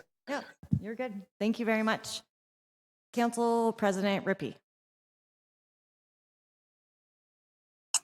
I would put down the chamber, the city club, and Adelante. Thank you. Councilor Valenzuela. Thank you, Mayor. So, yes, as I said, this was very difficult. Number one, the Family Justice Center. Thank you. Number two, the Hope Community Network. And third, the Folklorico. Okay. Thank you. Councilor Ewing. Yes, thank you. And I would mention to my colleagues, this process has evolved so much from the 5 terms that I've been, where there was no process, to now where there is so much diversity and input. So I appreciate greatly the evolution that these dollars have afforded our community. My first choice would be Domestic Violence Center. Also, I would then do the Forest Grove Chamber and then Adelante. Thank you. Ms. Nunez. Oh, you have to press, press and then talk. As I talk? You have to hold it. Okay, thank you. Number 1, the Folklorico Education Program. Number 2, Centro de Desarrollo, the Business Development Center. And then number 3, Adelante Mujeres, Farmers Market for Kids. Thank you. Councilor Marshall. Adelante, Family Justice Center, and Elks. Okay. I'm going to go with mine. Adelante, Family Justice Center, and the Elks. Okay, let me do Elks, Family Justice, and Elks. Okay, Councilor Gonzalez. All right, thanks, Mayor. Yeah, I had 2 tied for first, but I'll just list my top 3. I had Adelante, I had Washco Bikes, and I had the Centro de Desarrollo, the chamber. Okay. Councilor Martinez. So I have actually the Elks Lodge, Hope Community Network, and the chamber. Okay, so the scoring is 6 for Adelante, 3 for Hope Community, 1 for City Club, 3 for Ballet Folklorico, 5 for Family Justice, 5 for the Chamber, and 3 for the Elks. So our top 3 so the top 3 is 6 for Adelante, 5 for Family Justice Center, and 5 for the Chamber. So you want to, she's not voting on this? Didn't you recuse No, but yourself? if the city club is out, I don't see any reason why I can't vote for the top 3. Can staff help direct? Yeah. Well, we don't know if it's out. I don't know. Staff? If City Club is out of consideration by all of you, then she can participate because there's no perceived there's no comp. Is the City Club out? Or is there consensus that the City Club is not going to get awarded the CIG? Or is there discussion that's needed? Well, that's what I was trying to figure out. How many votes did they have? They had. Well, we all did our first top 3, and I think it received only 1 vote, City Club. Correct. Okay, so is it fine if we take that off our list? Okay, we're going to take that off the list. Okay, so you want to say what your top 3 would be? Okay. My top 3 was Adelante, Essential Services for Survivors of Family Violence, and Weekend Program for Forest Grove School District. The backpack, the Elks. Okay. So now we have 7 for Adelante, 6 for Family Justice, and 5 for the Chamber. So those are the top 3. And then the 4th would be the Elks. Okay, so this is the CIG, 3-year, $40,000 a year. Let's open it for discussion on those 3. Marissa? Are we able to switch our vote so that I'd rather have the Elks than the Chamber? And add my vote to, if it's between those 3, are we able to do that? Yeah, let's just have a discussion between those 4 then. Is that fine with the committee? So it's Adelante, Family Justice, the Elks, and the Chamber would be what we're discussing right now. So if anyone has comments one way or the other, Councilor Ewing. Yes, thank you. I really appreciate the Elks, and truly it is a difficult decision. However, I do feel the Chamber is trying to establish something that is so much more long-term for business people in this community. Not that I don't want to feed children. That is a top priority. But I also know in order to feed children, we have to have a healthy economy and we have to have a healthy business base. I think we have seen that, especially during the recession. It was our small businesses. It was our entrepreneurships. It was those types of organizations and groups that came together to bolster the whole community. So I really hope that we'll consider how much of an impact that particular support for the Chamber will go for new entrepreneurs who are wanting to start businesses for really a sustainable economic base. Thank you.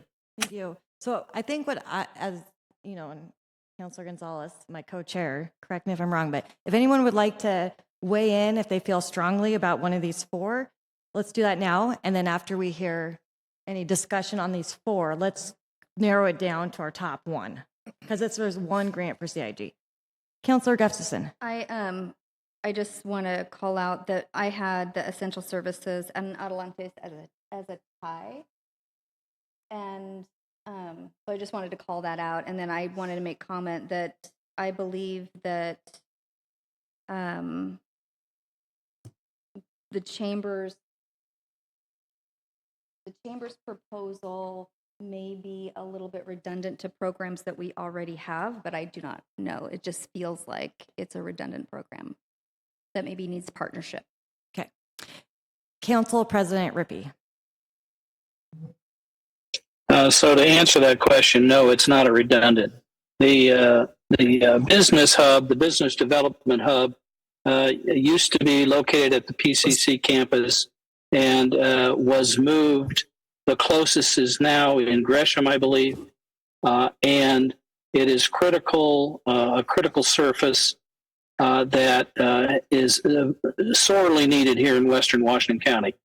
And I believe, along with what Councilor Ewing was saying, that this is really a new program, and their collaboration in their presentation, in their application, they will be collaborating with Adelante Mujeres, Pacific University. They will be bringing a number of different organizations together to serve not only the small businesses in this city, but in the Western Washington County. And again, I'd like to reiterate what Councilor Ewing said. A strong economy is going to do more for the people in this area than perhaps some of the other programs. Thank you.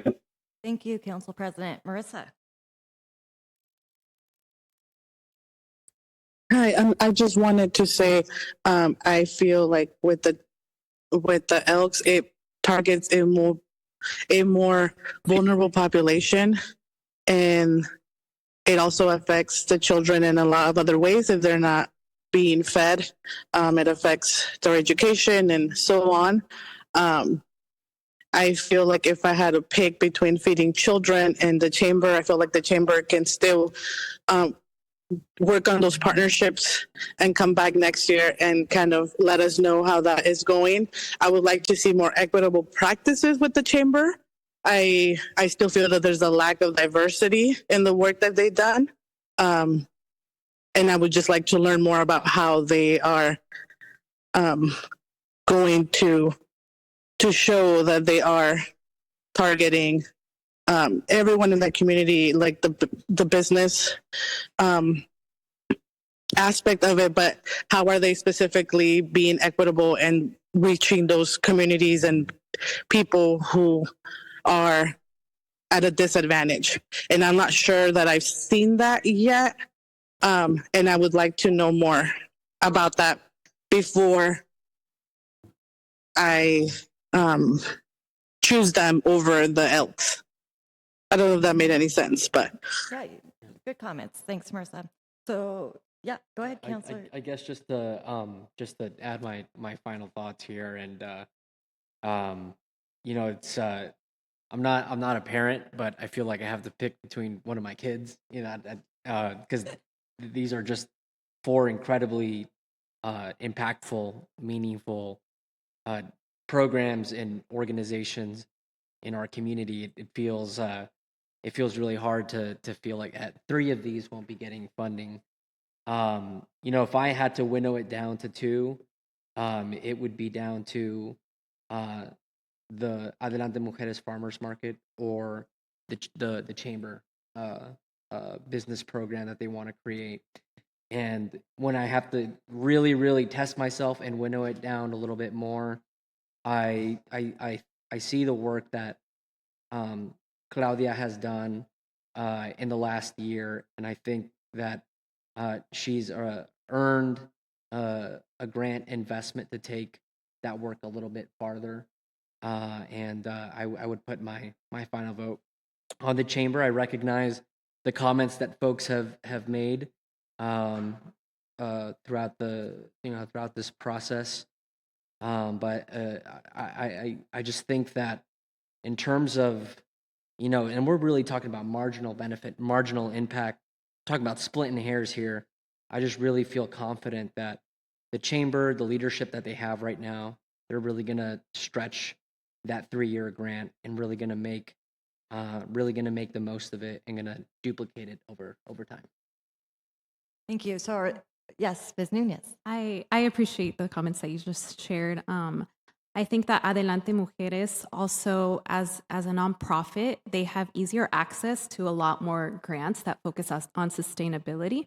So I think that giving the chamber this opportunity would be really beneficial for them and for our community. Okay, so does the committee feel like there's been enough discussion to vote on their final one, and I'll tally it up? Or is there any more discussion? Are you guys ready to say the one, and then we'll add up is that fine? Marissa? I just have one more thought. I would just like to say it sounds like the chamber is a big direction where people here are moving. And my only feedback to that is if that is where we end up going, I would just like to hear from them how they're going to try to be equitable and give more to those that need more, give less to those that need less. And I just would really like to see those practices and come to life and be intentional. Like I said, I don't feel like I've seen that in our community yet. But it would be a good point for them to take away and hopefully bring that back to us and show us that proof. That would be my only feedback for them. Okay, thank you. Yes. I would agree with Marissa on that. And I still, I really feel like the services for the survivors of family violence, that's very, very important. And it's a great program. And I think that Adelante Mujeres, they're really on a good roll. And I think continuing that by helping them and giving them this bump would be beneficial for them. Okay. And it's split for me on those two. Like, I was gonna say, so because I'm gonna go so and add. close. I know. I'm gonna start. Well, I was gonna start with you and do it. Don't reverse start with me. of last time. Does anyone? Well, Councilor Gonzalez, I felt like you did in your comment, so I kind of marked you. But Would it help to make a motion? Do we want to vote on a motion, or do you just want to do a tally against two? We're just going to do another vote until it's up to you. Narrow it down. Yeah, I mean, yeah. Do we want to do the 1 and 2 now? What if we all just say our top one at this point? Right, that's and what I was then- going to say. Okay. That's what I was Let's hoping do for, that. is we could do our top one. Yeah, you want to do a roll call again with top one? Yeah. All right. Yeah, I want to start with you, though. Okay. Cancer Gus is in. I would say Atlantis. Okay. Councilor Martinez. I'll say the chamber. Okay. Councilor Gonzalez. The chamber. Okay. I got to say that you switched me. I was going to go for Adelante, but I think what Leslie said, Ms. Nunez said about nonprofits and the ability to earn, this wasn't even in my top 3, but I'm going to go with the chamber. Councilor Marshall. Elks. Okay. And chamber. Okay. And then let's go Councilor Ewing. Chamber. Okay. Councilor Valenzuela. Chamber as well. Okay. Council President I'm sorry, Rippey. what did she say? I didn't catch She said chamber as thank you. well. Chamber. Okay. And Marissa. Adelante. Okay. So the results are 2 for Adelante, 7 for the chamber, and 1 for the Elks. So is there any more discussion, or do I hear a motion? Do we do a motion for a work session? No, it's just consensus, right? It's just consensus. I think generally our process. This is not a work session. This is actually a meeting of the committee. So you will actually be asked to take an action tonight and award the grant. Okay. I think seeing general agreement through this democratic process that we've engaged in, deliberation, healthy disagreement, and agreement, I'll make a motion to award a CIG grant to the Forest Grove Chamber for their Centro de Desarrollo Empresarial program. I second that. Okay, there was a motion by Councilor Gonzalez and a second by Council President Rippey to support the Chamber's application for the CIG. Let's do a roll call vote since it's dealing with money for 3 years. Councilor Gustafson? Are we voting on the fact that we just voted? No, we just had a motion. Okay, got it. Yes. Councilor Martinez? Yes. Councilor Gonzalez? Aye. Councilor Marshall? Yes. Committee Member Nunez? Yes, say yes. Councilor Rippey? Yes. Councilor Valenzuela? Yes. Councilor Ewing? Yes. Committee Member Marissa? Yes. Mayor Wenzel? Aye. So the CEP committee, in a vote of 7-0, has awarded the Forest Grove Cornelius Chamber of Commerce the Community Impact Grant. Okay, thank you very much. So I just want to do a little quick check-in with time. So now there was so we have 5 CEP applications. 4 of the ones that presented are also CEP. So the Family Justice Center, the Elks Lodge, the Washington County Bikes will move down to CEP. Does the committee agree? What I am asking, I'm just going to be very blunt. Can we move forward with this knowing that we will probably run 10 to 15 minutes over time, but we will complete this process tonight and we will start our city council meeting a little bit later? Is there consensus from the committee to do that? On Zoom? Yeah, fine. Yes. Okay, Yes. great. Thank you so much. Okay, I really do appreciate that. We're just about 18 minutes behind schedule. Mayor, I have a quick question, not to delay. Now that we're moving on to CEP and these grants are moving from CIG to CEP, are they the exact same grant, just Yes. scaled down in half, Just or scaled are they down, yes. new grants? Yes, staff verified that with them. So The same, but They're- scale down. They're same scale down? they would just do less. So With one exception, the Hope One Community exception. Network. The Hope Community Network is a different project, so they are being re-interviewed for the CEP grant as well because it's an actual different project. The other ones were the same project. Okay, all right, thank you. I just wanted to confirm it. I know it's all in the packet, but wanted to see if we could expedite it. It was confusing. Okay, great. Thank you. Can I have the Hope Community Network? And then do we need to move Mr. Pearl to a panelist to do an introduction, or is Mr. Orr doing all of it this time? Mr. Orr is doing all of it. Okay. Thank you. Once again, I'm Tim Moore, and hi again, everybody here. The goal that we're proposing here in the Hope Community Network is to place a hand washing station, porta potty, and dumpster on the parcel of land designated by the city as a place where homeless can camp overnight. Oh, wrong one. Okay. By placing and maintaining a sanitation facilities in the parking lot owned by the city of Forest Grove, identified as the place where people can camp overnight if there is no shelter space available, we are providing a public restroom. The city currently does not have any public restrooms that are open 24 hours a day. Having a public restroom will improve the environmental quality of our community. Offering a well-maintained and lockable from the inside public restroom and a hand washing station, as well as a dumpster for garbage, will improve the safety of residents of Forest Grove. Hand washing has proven to be a safeguard against the spread of disease. Trash being collected in a dumpster is a safer alternative to trash being left on the sidewalks and the roads of the town. The grant funds would be used for rental and maintenance of a porta potty. Key here is maintenance, hand washing station, and a dumpster. This would benefit youth, seniors, and low-income persons and underserved populations. I'm thinking in general here, we're talking about the homeless. Any assistance to people who are less fortunate and experiencing homelessness benefits underserved populations. A significant portion of homeless people are vets. Homelessness affects people of color at a higher rate than their proportion to this population. Homeless individuals are low income.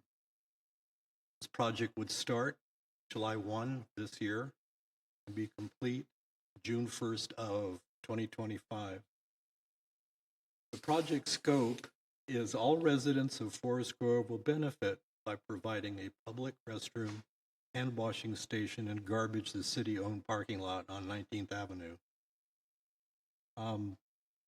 While housing is a need for all and an achievable goal for most, there is a portion of our population that are not currently able to obtain housing. Costs to enter a rental agreement have skyrocketed. Assisting those in need who are currently living outside to resources that exist is a sustainable step. To create a sustainable system where there's housing for everyone is a great goal, but providing a safe and clean location for campers demonstrates the community's commitment to equity, diversity, and inclusion of the most vulnerable. Homeless individuals are a very vulnerable sector of our population. Demographics consist of homeless veterans and people of color in a significantly higher percentage. Well, I'm just repeating that. Let's talk briefly about project management. What do we do? The task would require a coordination with the city.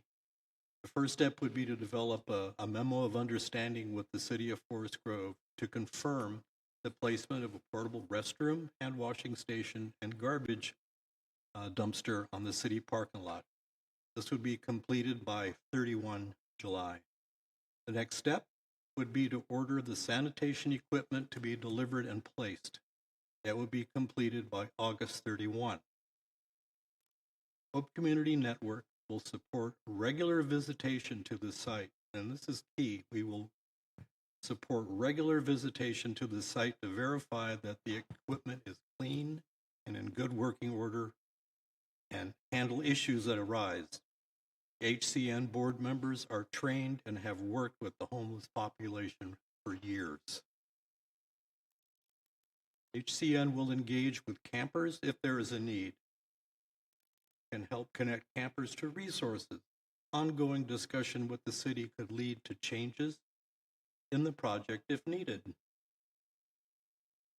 HCN board members are business owners, trained professionals, and people with lived homeless experience. Management of this project will be led by the executive board members who have proven track record of managing sanitation facilities at a homeless encampment in the past, and you'll remember those. City coordination is a must and will be effortless as HCN has a good relation with the city staff, the fire department, the police department, and the code enforcement officer. And that's one thing that I wanted to mention. Code enforcement officer gets in touch with us, a lot, and she needs to be called out, but I'll leave it at that. HCN's communication and dedication to the work of providing service for the homeless individuals has been seen in the community as a good example of how a nonprofit can engage with the city. The requested amount for this project would be $20,000. A lot. This would cover our estimates of $10,000 for personnel, someone to watch all of this, and people delivering and people inspecting, and 10,000 materials. That would be a porta potty and the dumpster, and also getting the dumpster emptied, and the hand washing statement. We've added another 5,200 to our spreadsheet for volunteer time spent. Do you have any questions? There's 5 seconds left. I had a quick question though. What about servicing the porta potty? Servicing the porta Yeah, potty, like that how would often be- are you going to that would service be- it? That would be part of the memo of understanding that we would work with the city and hopefully whoever is supplying the porta potty. And there are different suppliers. Okay. Okay. Thank you. Okay. All right. Thank you. Thanks, everybody. Thank you. Where's my? Okay, so next we have the Forest Grove High School Theater Department.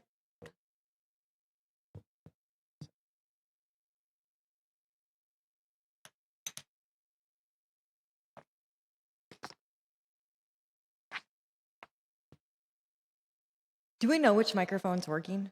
Are they both working right now or? Hello. Okay, yep. That one's okay. working. We never know. We have technical. Yeah, you can go ahead and begin. Thanks. Good Julie. evening, everyone. My name is Juliette Prosser. I am the drama director at Forest Grove High School, and I'm delighted to be invited to this meeting and this ask for funding for our theater department. I believe that arts can change lives and can better students' lives. This project seeks to provide operational support for the next 2 seasons of the Forest Grove High School District Theater productions. In 2011, our drama program was defunded. It continued off donations and from a very dedicated staff member at the high school with an after-school program, and from ticket sales from previous years with no official internal budget. Drama curriculum plans were drawn up by myself in 2022 to revitalize and to integrate in-class program with after-school programs. Our district currently does not have drama programs for upper elementary and middle school students. At the high school, there's a 0.5 FTE drama teacher. The goals of the FGHS drama department are not only to serve the high school students, but to also be a creative outlet for younger actors, for younger students, and younger technicians doing technical theater, grades 5 through 12. We want to give Neil Armstrong Middle School and Tom McCall Upper Elementary School the opportunity to explore drama before they reach the high school age. We want to give them educational, fun activities during the summer that are also free. Access to a well-supported theater program would fill a much-needed gap for structured learning opportunities to ensure that students have retention of knowledge about theater that could potentially help them get into colleges to study theater, would help them with team building, would help them with creative exploration and expression, while also providing a much-needed center for community engagement. Forest Grove High School Theater values developing a program that accurately represents the diverse culture of our community, our diverse languages, and to renew engagement with the arts as a community pillar. Through the reintroduction of a strong, engaging, and culturally relevant visual arts program. This grant will allow us to not only make education exciting and expressive for students, but will also illustrate to the community new and diverse ways to be entertained and to engage with the arts, the community, and with each other. Opportunities to build leadership skills and to see our students to see themselves as creative minds with agency to impact, to play a key part in the culture and representation within their community. We want to solidify our theater program as a bilingual artistic voice for our community. This will have transformative effects on the cultural landscape of our local community and beyond by increasing representation, cultural awareness, grow a vibrant summer program that engages students across the district. Currently, 59% of our students are Latine and 41% are multilingual. Representation matters, and our program centers on inclusivity and cultural competency. Our goal is to diversify our productions by attracting students grades 5 through 10, but also by attracting guest artists within our community and elsewhere to give great storytelling and excellent production quality. Having bilingual programs in our school allows our students to see themselves in art and express themselves authentically, while also encompassing the worldviews in our local community and expanding cultural awareness and representation in our artistic community. Through our program, Forest Grove will be able to continue to showcase diverse art and center multilingual students' voices. Funds for this will go to licensing productions for 8 shows, including musicals, one-acts, full-length dramas and comedies, as well as helping us to pay for the cost of costumes, as well as helping us to pay for the cost of shoes for our actors. The last thing that I want to say is Forest Grove High School wants to be a destination for the arts and culture with a rich cultural heritage, as well as a home for young people to feel seen, heard, and for them to reach their full potential.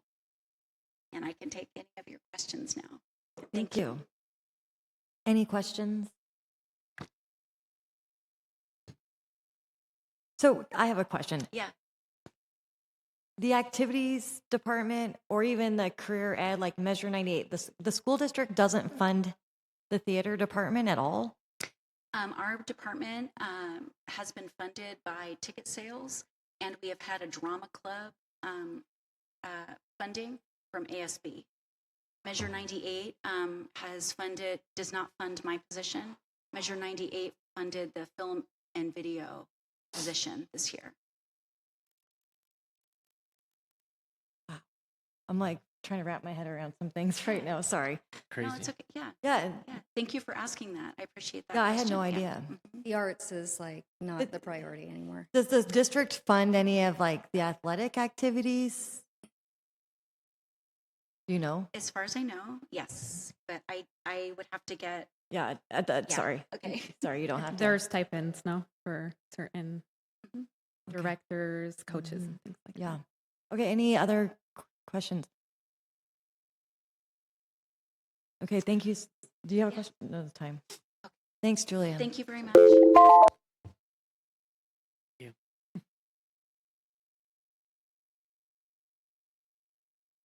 Okay, next up we have Friends of Historic Forest Grove.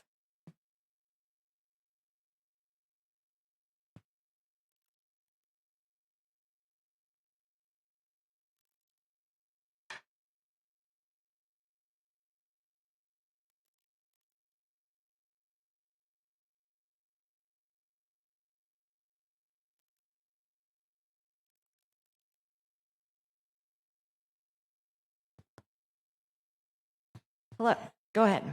Hey, good evening. I'm Mary Jo Morelli, manager of the Alvin T. Smith property and house for the Friends of Historic Forest Grove. I want to begin with reminding you of our mission.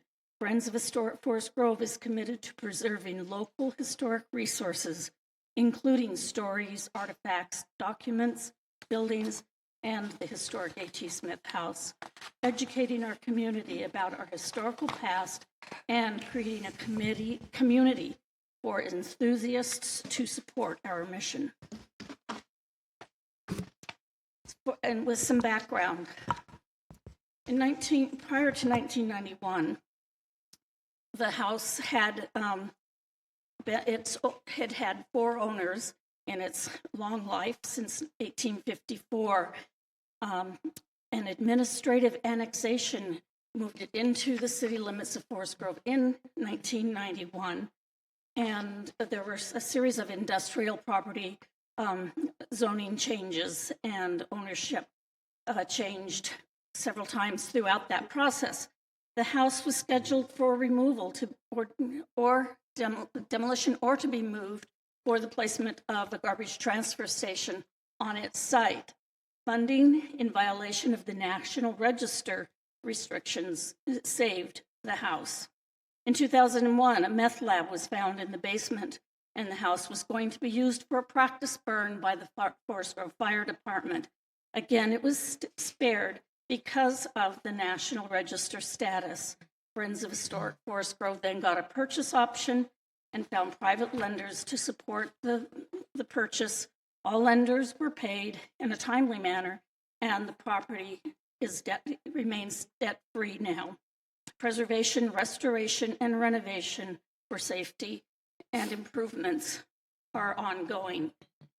Additional land was purchased in 2012, and for Friends of Historic Forest Grove got CC&Rs changed and made other changes that allowed the city to purchase the additional 3.2 acres from Friends of Historic Forest Grove. Friends retained the 2.82 original acres through, although planned use by the city of that property is undetermined at this time, Friends of Historic Forest Grove does continue to work with the city to assess future use of the adjacent property. And I want you to know that there's been tremendous support over time. It's the reason that I went through that brief history, is that the city of Forest, through CEP grants, Friends of Historic Forest Grove has received to date $31,406. They've received Historic Landmarks Board grants for $4,527. Other grants, federal, private foundations, state grants, Oregon Cultural Trust grants have totaled $158,000. That total is $933. This is in your handout.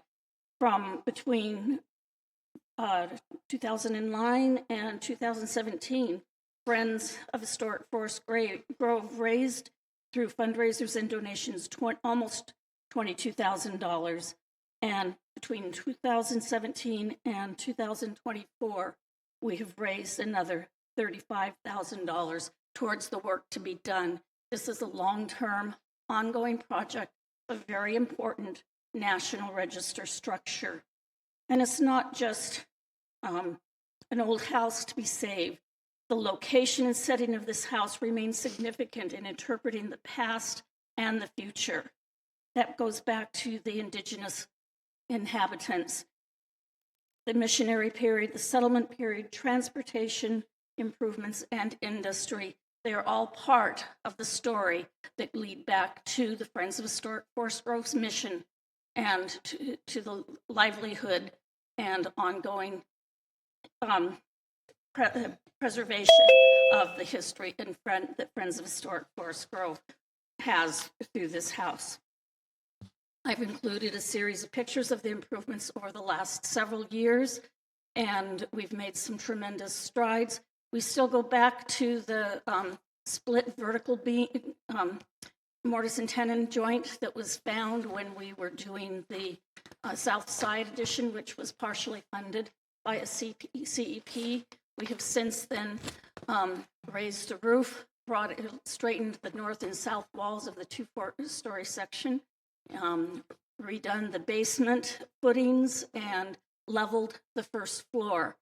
So we are now ready to continue. We now have permission from the State Historic Preservation Office to put gutters and downspouts on the house that, although not historically present, they have determined with other assessments that have been done, and they've agreed that we should move forward with that and the next steps that are all detailed in our application to make progress on the structure. Are there any questions? Sorry, we don't have time for questions. We're at a hard 6-minute time limit. But thank you for your presentation. Thank you. Okay, next up we have the Forest Grove Recovery Club.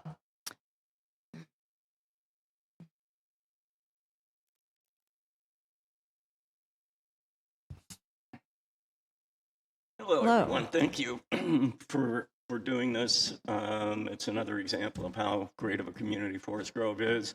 I operate a for-profit business in town, and it's supported me and my family for a number of years now.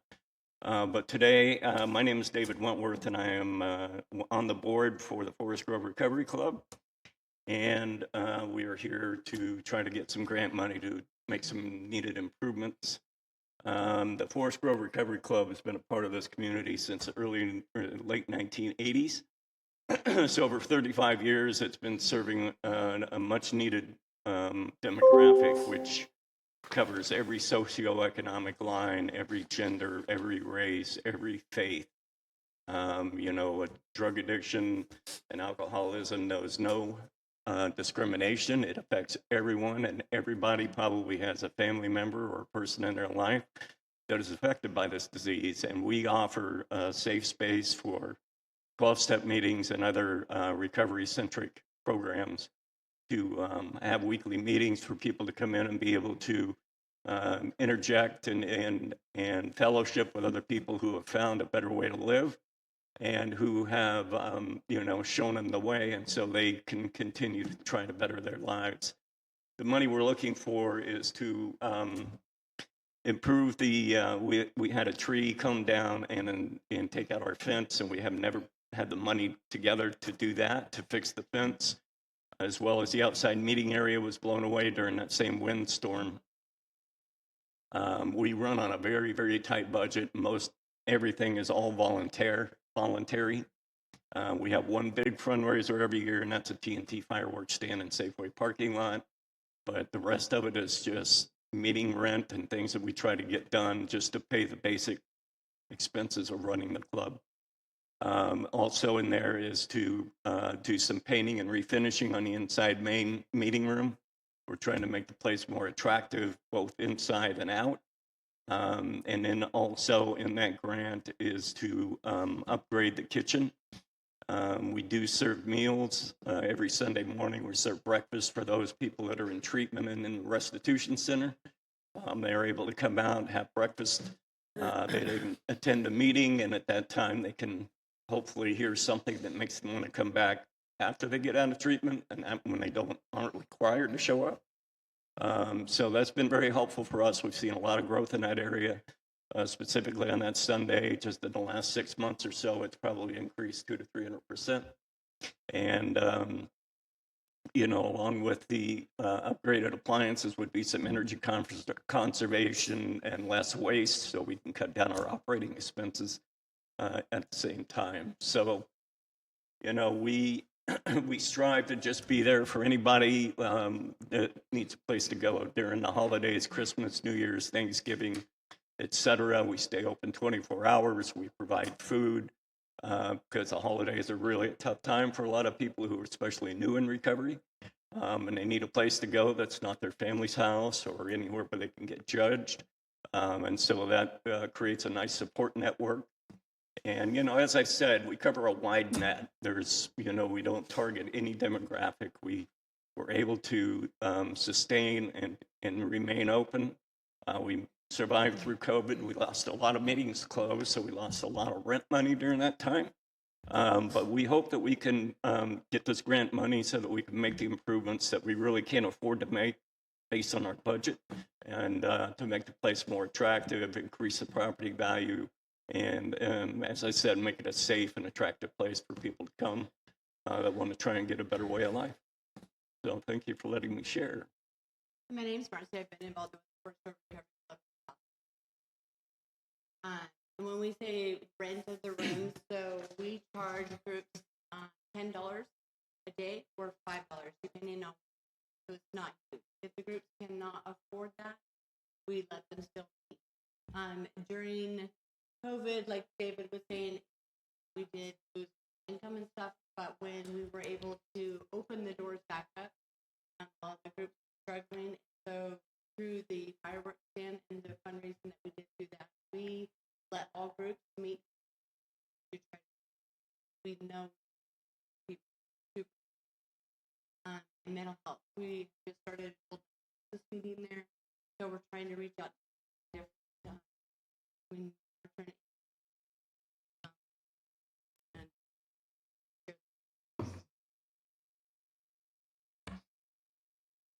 Go ahead, Councilor Gonzalez. Great, thanks. Yeah, one area in your application that I would love for you to build on that I didn't quite see, any collaboration or partnerships with different organizations, people in the community that you might be able to highlight for us. So the collaboration that we do any funding kind of collaborations, but I do collaborate with Washington County Probation and Parole. And so anybody that needs to do community service, they can come over and do community service in a safe space. I do collaborate with DHS for some case managers when parents are wanting to visit, like we put on a Christmas event. So we bring Santa Claus that so we can see the supervise with the person. Those are the kind of low options. But there are some anonymity things, you know. But yes, we do. Thank you. Great. Thank you guys so much. Thank you. Okay, our last presentations from the Forest Grove Senior Center on a mini park application.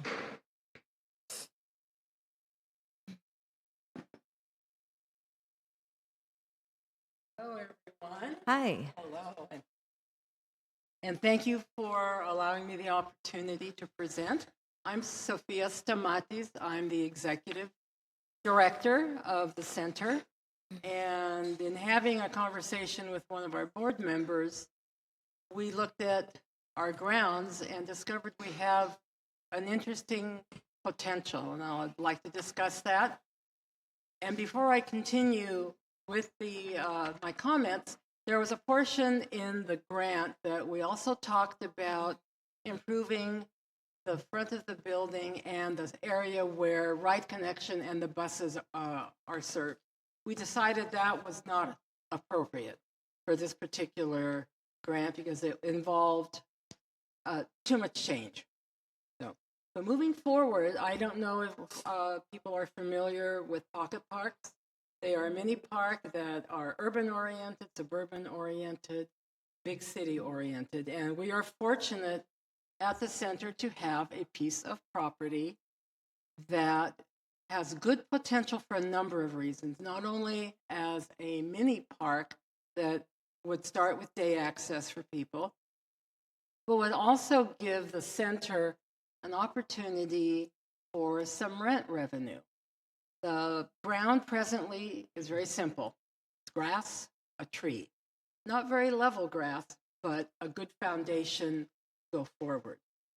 And in reviewing and writing the presentation for you, I was really excited about the impact that it would provide, not just, of course, for the center, but walking distance to the university, students, neighborhoods, and neighbors that may not want to walk all the way to Roger Park. There is a potential for seating area, a picnic spot, adding some electrical outlets so that we can add some decent lighting.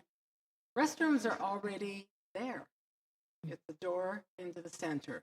So for Monday through Friday use, there is access to restrooms and to the services within the center. The goal is to grow the volunteer base that would allow this mini park or pocket park to have weekend access. And that is the goal long term. What I'd like to also talk about is the increase that we would see in hopefully the neighborhood property values.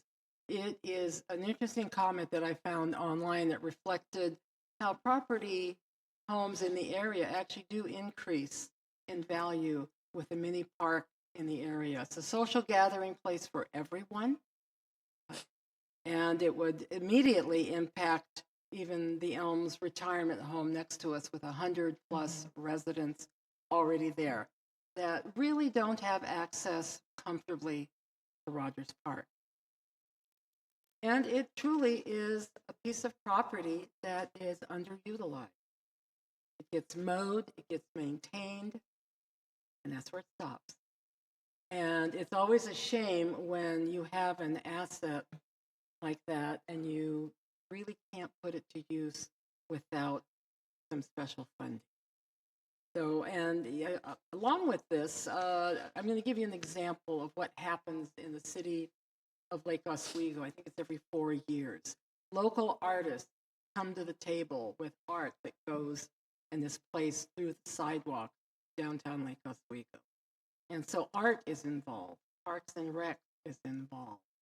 You've got Valley Art potentially to add art to the mini park. There is short-term benefits, open access, a green space, and then long-term benefits for the center and the community at large. And in the presentation that I submitted electronically, there's one picture that shows the existing property, and then some examples of what a mini park can look like with both hard surfaces and soft surfaces, so there is accessibility for all. And I think at this point, I'd like to just open it up to questions because there's a lot that can be talked about a mini park. It has its issues and it has its positive aspects. So I'd like to address any questions. Any questions? I'm going to start with one. So sometimes when you go to a neighborhood, it says for residents only. So would this pocket park be for the whole community and they could come into the senior center? Or wouldn't it just be for the Elms? And No, the whole community. And I see it beginning as day use. Because right now we need the staff to be able to support it on weekends. who maintains that grass area The right grass now? area is mowed by Green Thumb. Is it part of the city? It's is part it- of the city property. It's part of city parks. So, like, So we pay for it to be maintained. oh, so the senior center. Yes, we do. Okay. And that would continue to be part of the budget. That would continue to be part of it, yes.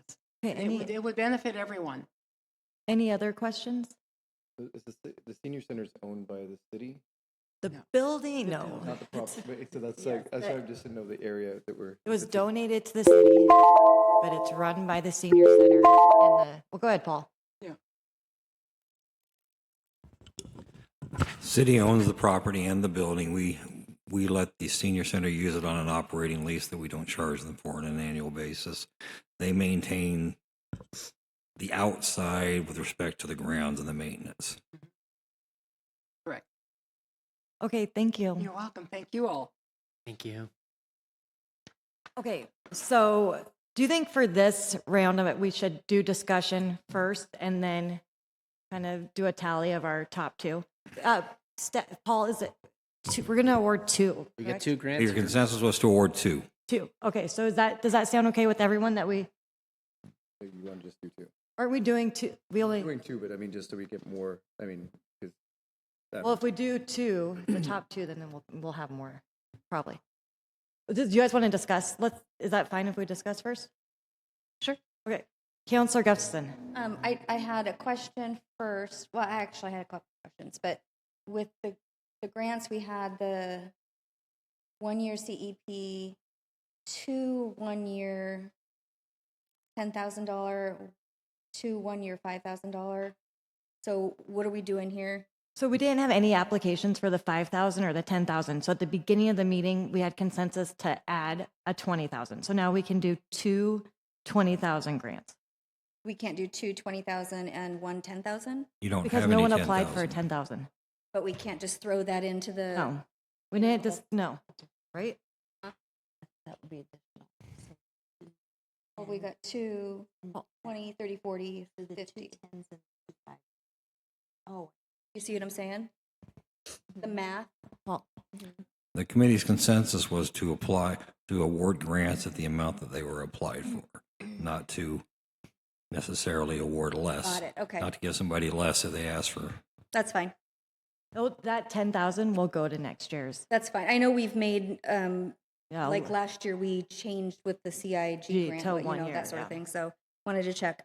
And just to verify, when we were talking about the senior center, essentially, if that was funded, we would be funding ourselves? That's what I. Okay. That's what my I question just was. wanted to make and sure I that's understood that's why I was that. asking that question. Any improvements made at the senior center become the property of the city. So that's. So is that a conflict? No. Okay, I'm going to go with Counselor Ewing and then Council President Rippey. You're on mute. Here. Counselor Ewing, yeah. Sorry. So I have a question regarding the porta potty and the garbage and the Hope grant. And I'd like to ask this of staff because they're talking about an MOU. And I would like to know what staff's thinking is on an MOU because I have concerns of the upkeep of the porta potty. I also have concerns on whether the garbage receptacle is going to be open all the time because that can cause a lot of problems where people just randomly drop off. So I'd like to hear from staff on what they would expect to provide in an MOU to protect the community with some assurity in these extras that they want to add to the time, place, and management property. If you recall, when the city was doing the time, place, and manner ordinance, when it did it last year, part of the discussion was were we going to offer sanitation services there? The discussion at that time was we were going to wait to see what the usage on that lot was to see if the sanitation services were necessary. In the months since the time, place, and manner ordinance has been passed, we haven't really seen enough activity to justify the sanitation services are based on the people that used it for overnight camping from the 7 p.m. to the 7 a.m. time period. We've seen very few campers overnight on that lot. The other discussion we had back when the time, place, and manner ordinance was passed was if we were going to look at sanitation services, we would talk to the county about funding those because that's something we, at that time, the staff and the council felt that the county should fund because it was a direct service for homeless. And that's we haven't really talked much about an MOU because these are the staff points with respect to the application. Thank you, Counselor Ewing. Council President Rippey. Can I just get a clarification of the different organizations that are applying for CEP? Because we had some carryovers from the CIG. Yeah, it is the essential services, so the Family Justice Center. The chamber was awarded, so they're out. So then it's the Elks Weekend Backpack Program, the Washco Bikes, Hope Community Network for the sanitation services, the Forest Grove Theater Revitalization, the A.T. Smith Phase 4 Structural Restoration, Forest Grove Recovery Revitalization, and the Senior Center Mini Park and Grounds Enhancement. Thank you. You're welcome. I think my comments, again, it's like really is a tough decision. And I found that year after year, so the Community Enhancement Program is supposed to help organizations, right, like enhance the community in different ways. And I feel, for the last, I think since I've been on council, there's always, for me, this balance of like wanting to do that, wanting to enhance something new and get people involved or make it better, but then also the realization that sometimes it's not enhancement, it's just like giving people basic needs, a place to go, food to eat.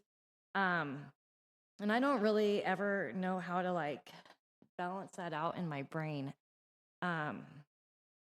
So I just find that it hurts my heart to like not be able to do all of it. So I guess a couple things I would like to say is that I think the Family Justice Center sticks out to me a little bit because they have served our community members for a number of years, and we don't have, and you know, like with the Center for Treatment and Triage and Treatment for the county, we had opioid dollars fund that, and the city of Forest Grove, to my knowledge, has not ever really helped fund the support services for people who live or have experienced domestic abuse. So, and there's like a direct correlation to our nonprofit Adelante that they're going to work with. The Elks Backpack Program, if you look at their application, it's all materials. It's just all volunteers. It's volunteers and materials. I think that's the case with a number of our organizations. So those two stand out. And then, you know, the theater department at Forest Grove High School is just really like just rebuilding itself. And they offered their first ever bilingual play this last year. And I see students who never saw their family members perform, so they didn't know they could perform, and to watch them come into their own. And then the mini park, I don't know, the pocket park is such a good idea. So anyways, those are my discussion points, and I'll try to narrow it down to 2. Any other discussions? Councillor Gustafson. I just had some thoughts. For me, I mean, the Family Justice Center is like personally a very impactful organization, but I think that with the CEP grants, in my opinion, a couple of the others fit more of the program goals, that being the Forest Grove Theater revitalization and the Forest Grove Recovery Revitalization Project. I have got to say, this group, Forest Grove Recovery Group, is absolutely an under recognized. Yes, it definitely are very hardworking. They are always looking for ways to raise funds. Always, always, always. And they're right there when there's opportunity. They are very underserved and the silent, unseen, more so than any of the other groups that I know of. So I really am. I'm encouraged for the Forest Grove Theater revitalization because the arts are so important, especially nowadays with all of our social problems. But that Forest Grove Recovery Group, this could really help them. And I would be, and although all of these are, you know, very important, I would go as far as making a motion to add in that other $10,000 and allowing that to be placed on one of these as well. Is there a second for that motion? I would second that. Okay, so there's a motion by Councillor Gustafson to add a $10,000 option, and it was seconded by Councillor Marshall. Discussion on that. So how would that work? Can staff help us out a little bit? Would we like specifically have to award the 10,000, and then would you ask the applicant? If You that's would, you would vote to award the 10,000, and then we would say you applied for 20,000. What will you do with 10,000? And then we would write the contract to fit $10,000. Okay, I see Councillor Ewing has her hand raised. I'm confused. 1 minute, Councillor Valenzuela. Let's like. Oh, no, go ahead. Okay. So, I guess my pondry is this. So are we talking about doing 3 grants? Are we talking about doing 220 and a third at 10? Yes. I'm just not imagining it. I'm sorry. No, right now, the motion on the floor, we, as a committee, we already have consensus to give 2 $20,000 grants. Right. The motion we're discussing right now on the floor is to add an additional $10,000 grant to one of the people who applied for the CEP grant. Outside of the 220,000. Correct. Okay. Right. I got it. And where's that 10,000 coming from?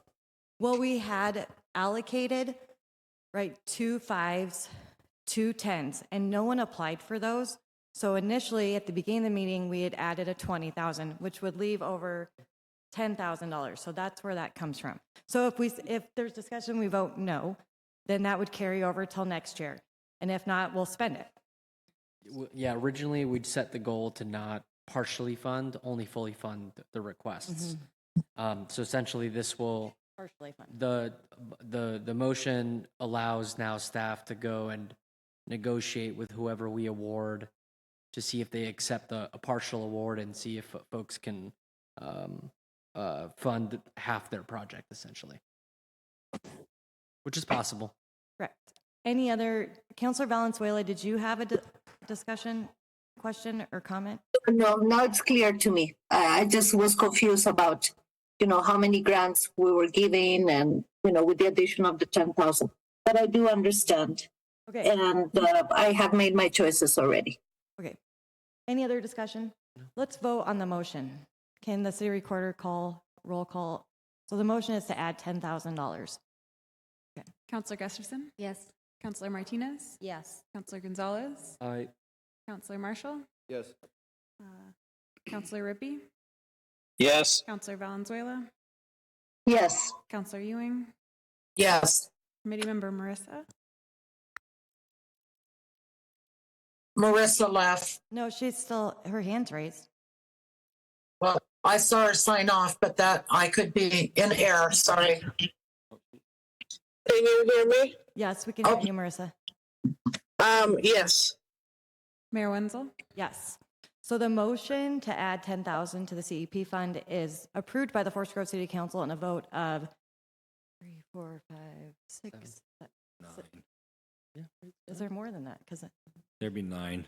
9-0. Because they're on the screen too. Okay, so let's go through. Oh yeah. Let's go. Are we ready? Is there more deliberations on the potential projects? Or are we ready to? What was that, Marissa? I think she's off. Oh, sorry. Sorry, excuse me. It's okay. So can everyone give me their choices? Let's just go through. If you want to take a minute, I need 2 choices for 20,000 and 1 choice for 10. Okay, I'm gonna give me like a minute and then I'll come through and ask for your choices, okay? We can't. She just only when she wasn't here. That's why I was making. She left before that. I'm here. Did you say my name? I'm sorry. No, right now we're just taking a moment to choose the ones we recommend for the 2 20,000 grant and the 1 10,000.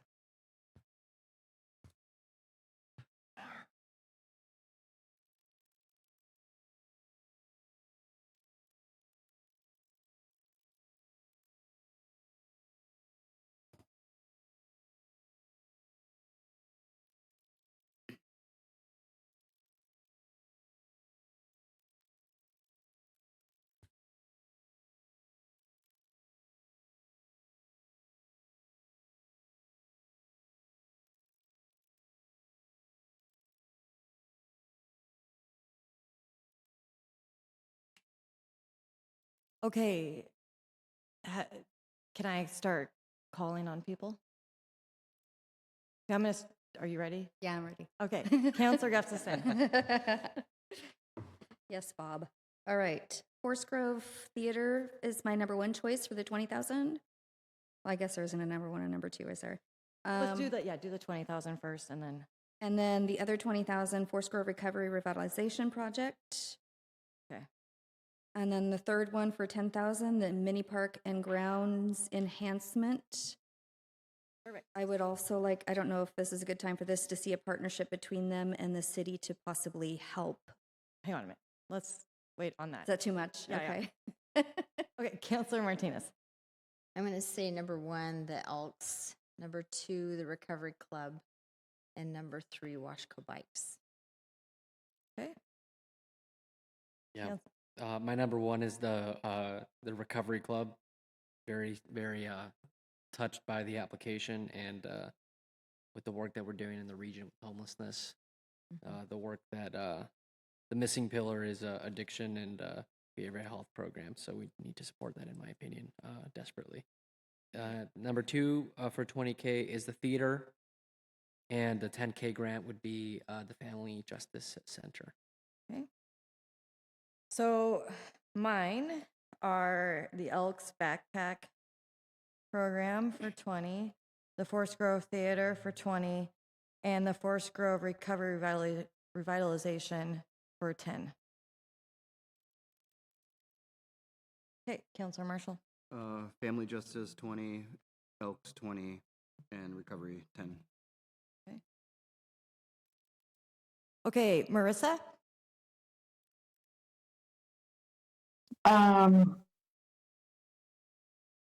Hope Community 20, Recovery 20, and the Family Justice 10. Thank you. Council President Rippey.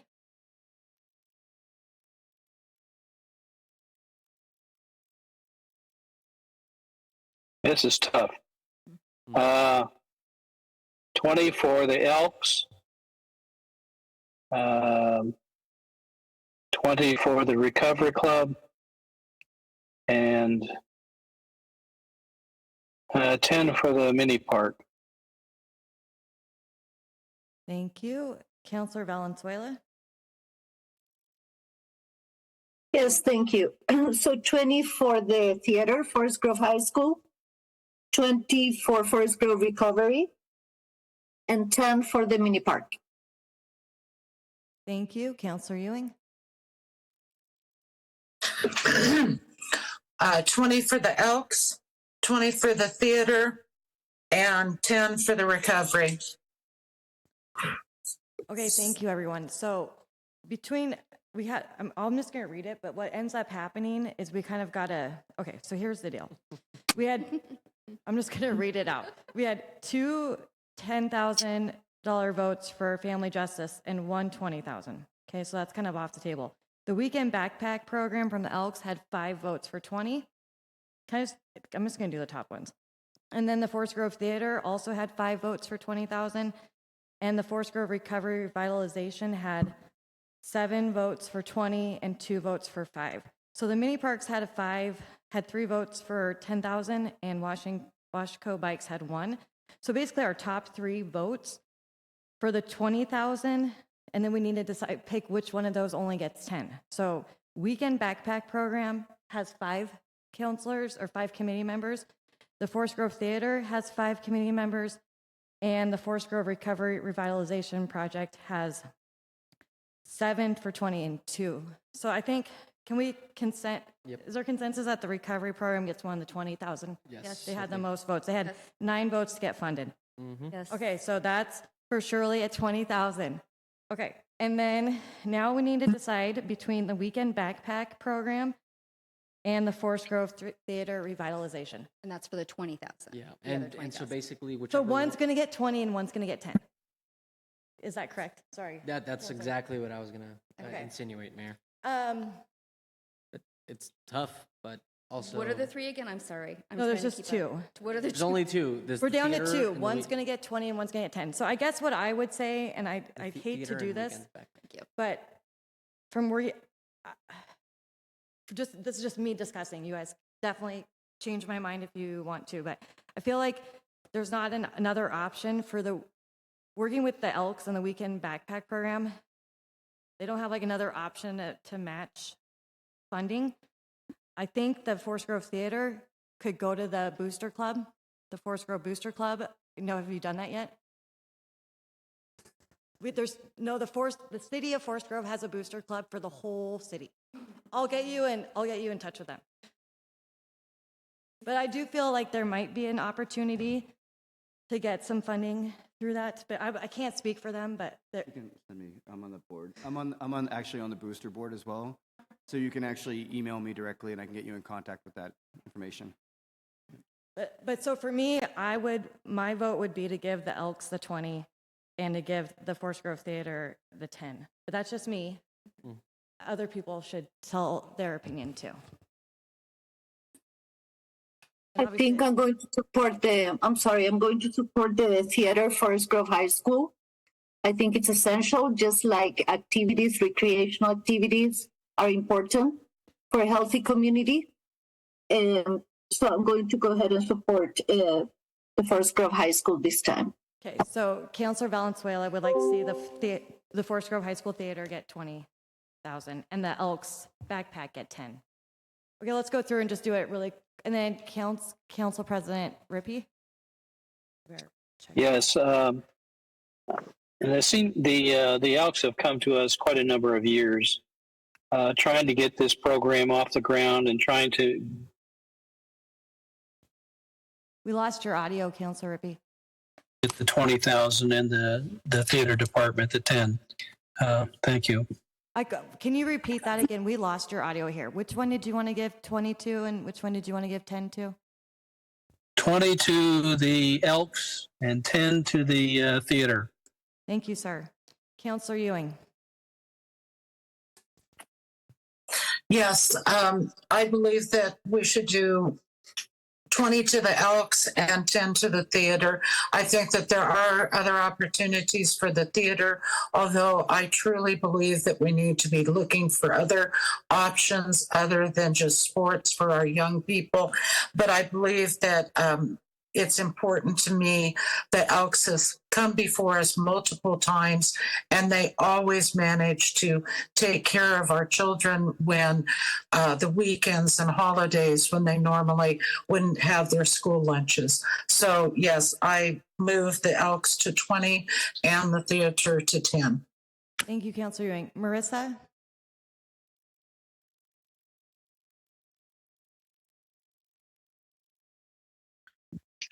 I don't have any questions right now. Do you have a preference on, so we're talking between the Elks Backpack Program and the Forest Grove Theater. Which one would you like to see get awarded 20,000 and which one would you like to get 10,000? The backpack would be my choice for the 20 and 10,000 for the theater. I agree with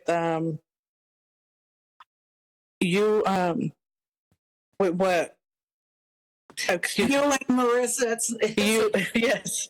Yeah. I'm sorry. Yeah, I agree with what she just said. I do believe that the theater it's growing, and I appreciate that they did the first bilingual program this year. I went to it. It was beautiful to see that. But I do believe that the backpack it has an effect on the children of this community, and I feel like that targets a more need at this moment, and then hopefully with time we can find other programs and other ways to fund the theater, as you guys were mentioning, the Booster Club and other things like that. We just need a lot more money to fund everything. Great, thank you. Councilor Gustafson?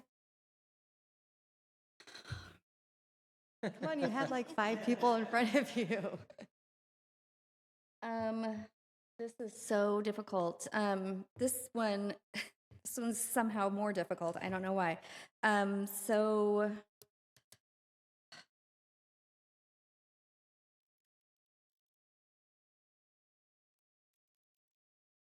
the theater is so very important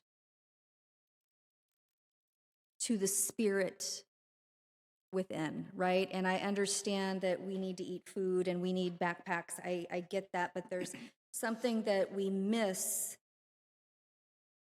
when we ignore the arts, in my opinion. And so it's as difficult as it is. I would lean towards 20,000 for the theater and 10,000 for the Elks. Okay. Thank you. Councilor Martinez. Yep, the Elks for the 20. Okay. Councilor Gonzalez.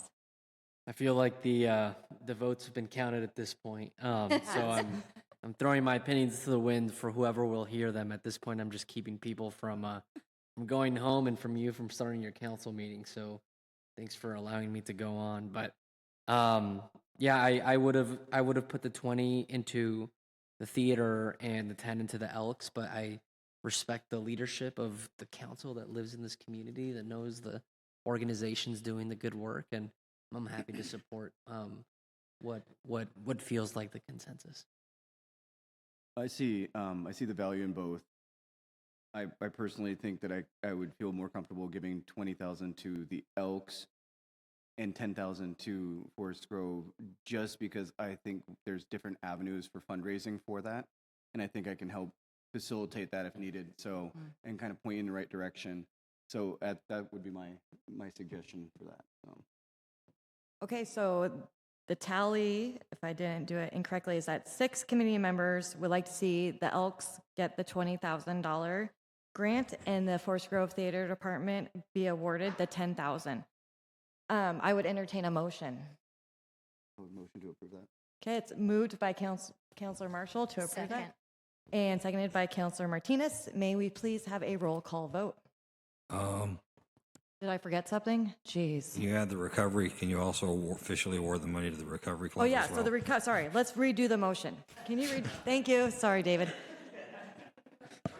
Okay, so you want, the motion is I motion to approve the 20,000 for the recovery, 20,000 for the Elks, and 10,000 for Forest Grove. Drama. Second.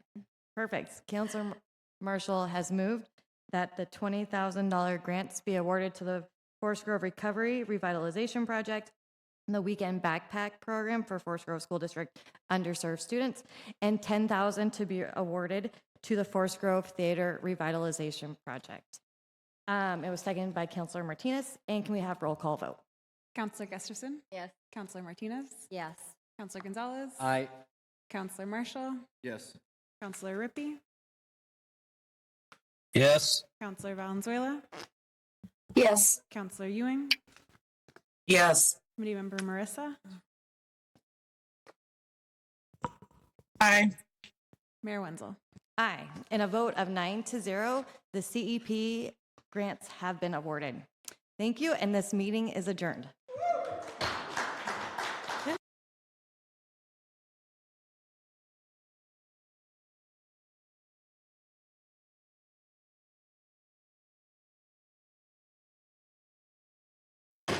I'm going to call to order this work session of the Forest Grove City Council at 8:15. The topic is to discuss the charter review. We have our city attorney, Ashley Driscoll, going to lead the conversation. Members of the city council, members of the charter review committee are in the audience, and then community members are also in the audience, as well as various staff members. Okay, Ms. Driscoll, I'm going to turn it over to you. All right. Good evening, Council. Ashley Driscoll, City Attorney's Office. As mentioned, I'm going to do a brief review on where we're at with the charter review process. And at the end of the presentation tonight, the council will get a first opportunity to review the resolution with the potential ballot title. So next slide, please. So the purpose of this meeting is to recap,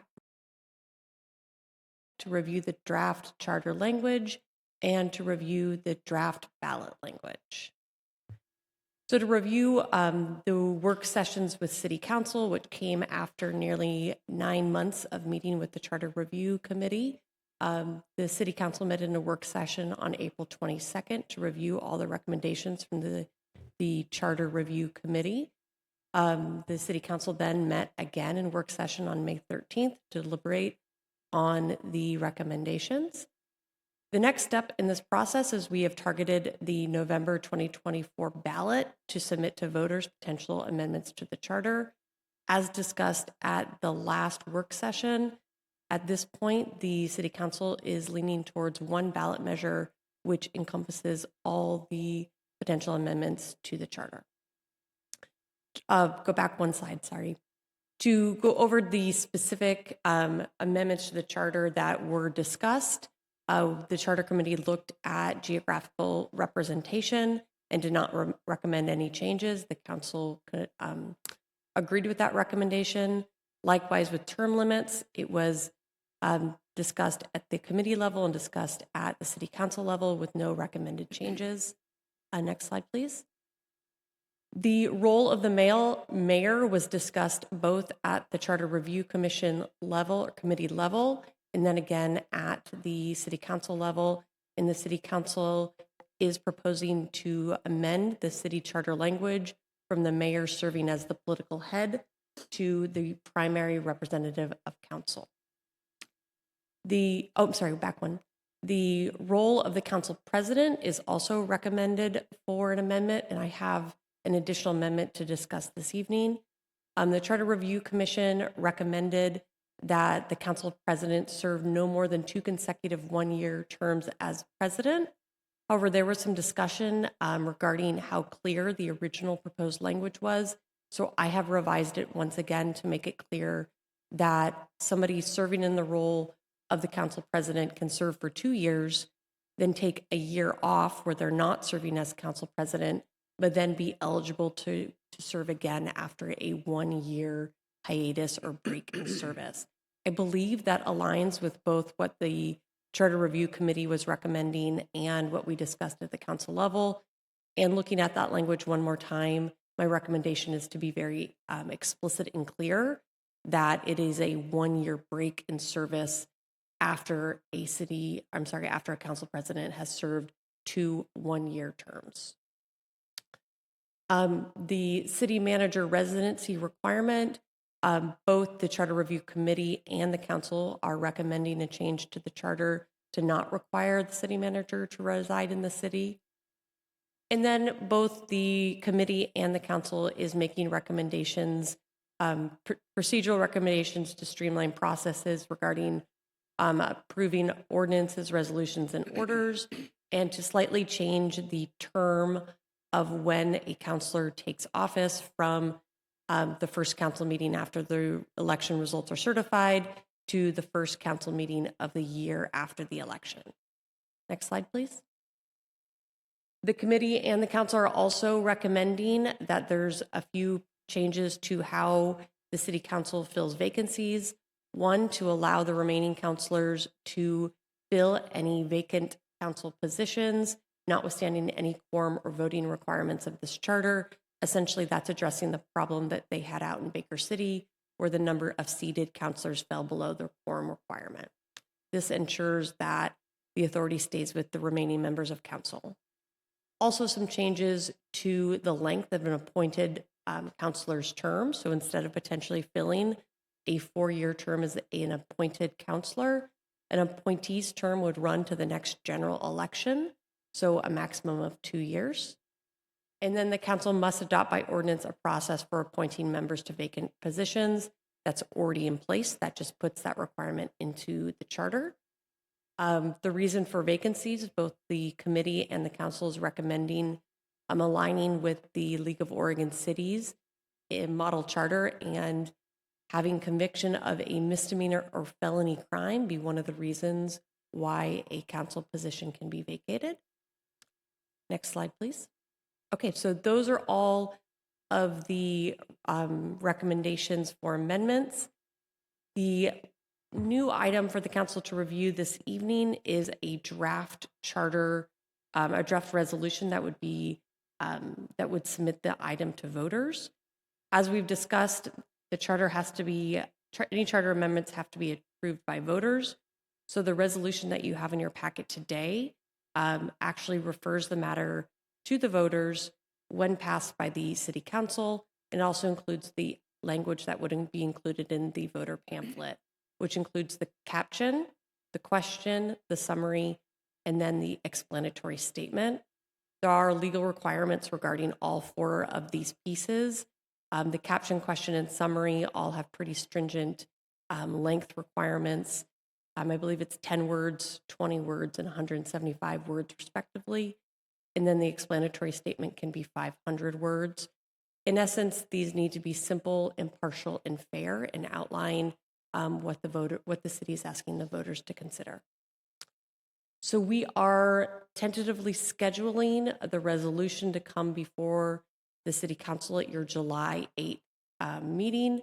The objective for tonight is to ensure that we're still aligned on all the substantive amendments and to allow the council to comment on the resolution, ballot title, and explanatory statement.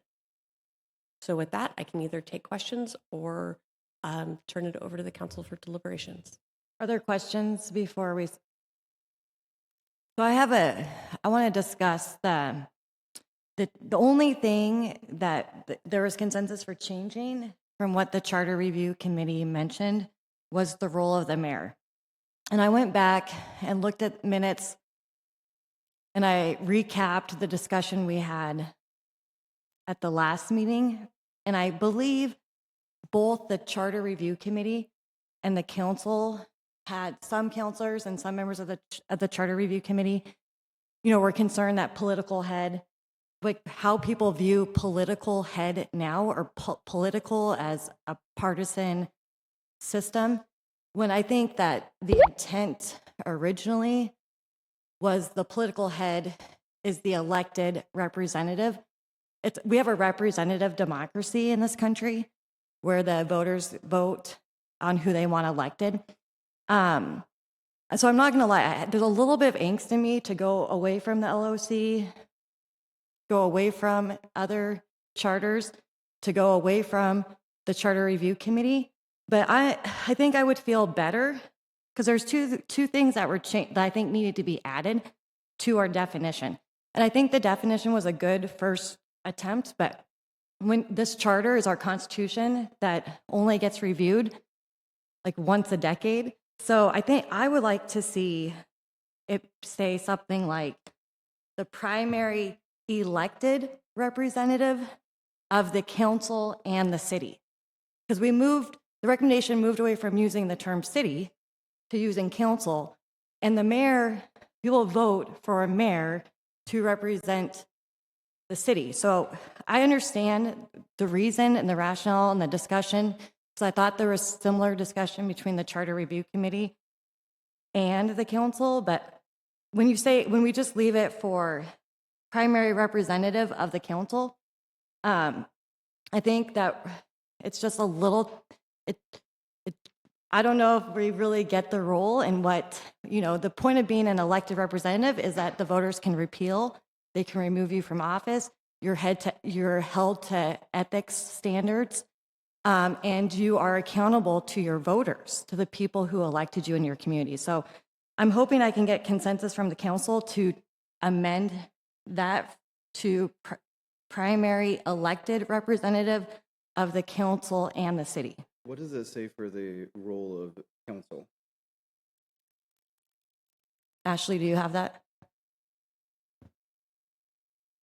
I'm just wondering, does it have that elected official part in that, or is it just?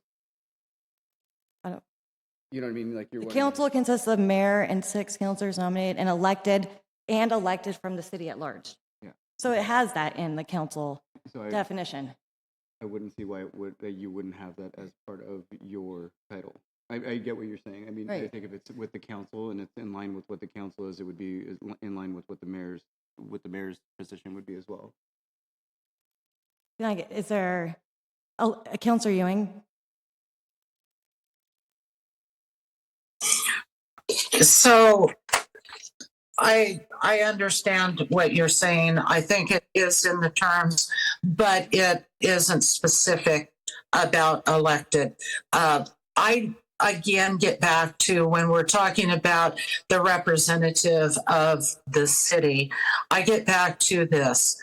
We are a city governed by a whole body. And for us to say that that role is specific for the council and the city, again, takes away that whole discussion that we had, that it is not the role of the mayor to make those types of decisions. It is the role of the council as a whole.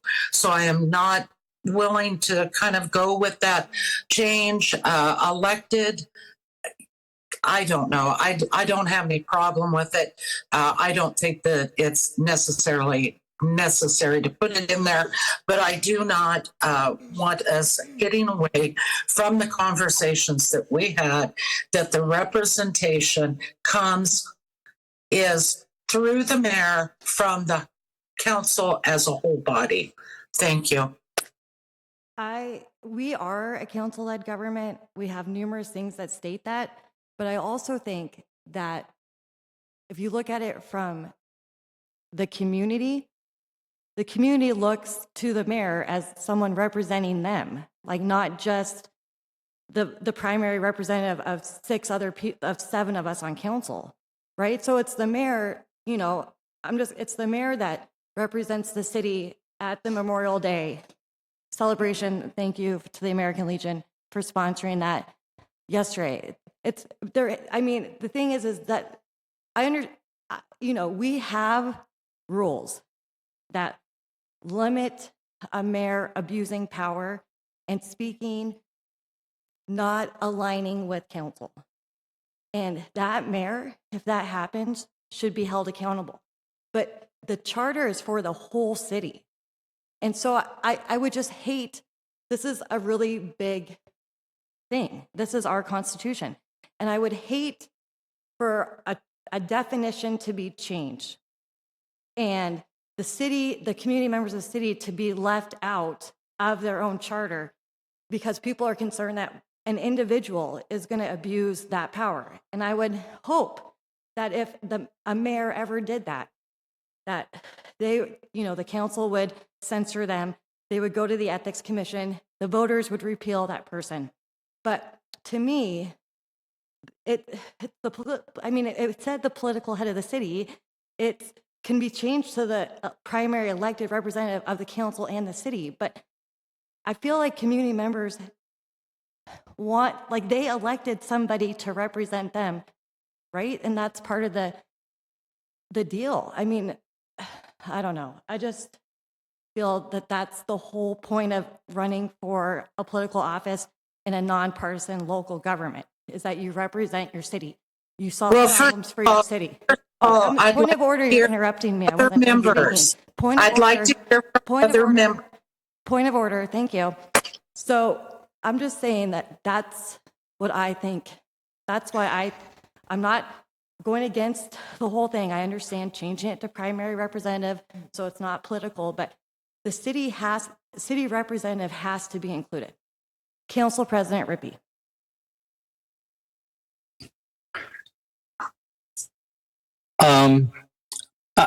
I think that I originally said when I made this recommendation at our last meeting that the mayor was to serve as the primary representative of the council for the city of Forest Grove. So after the word council were the words for the city of Forest Grove, which then incorporates what I think you're trying to say.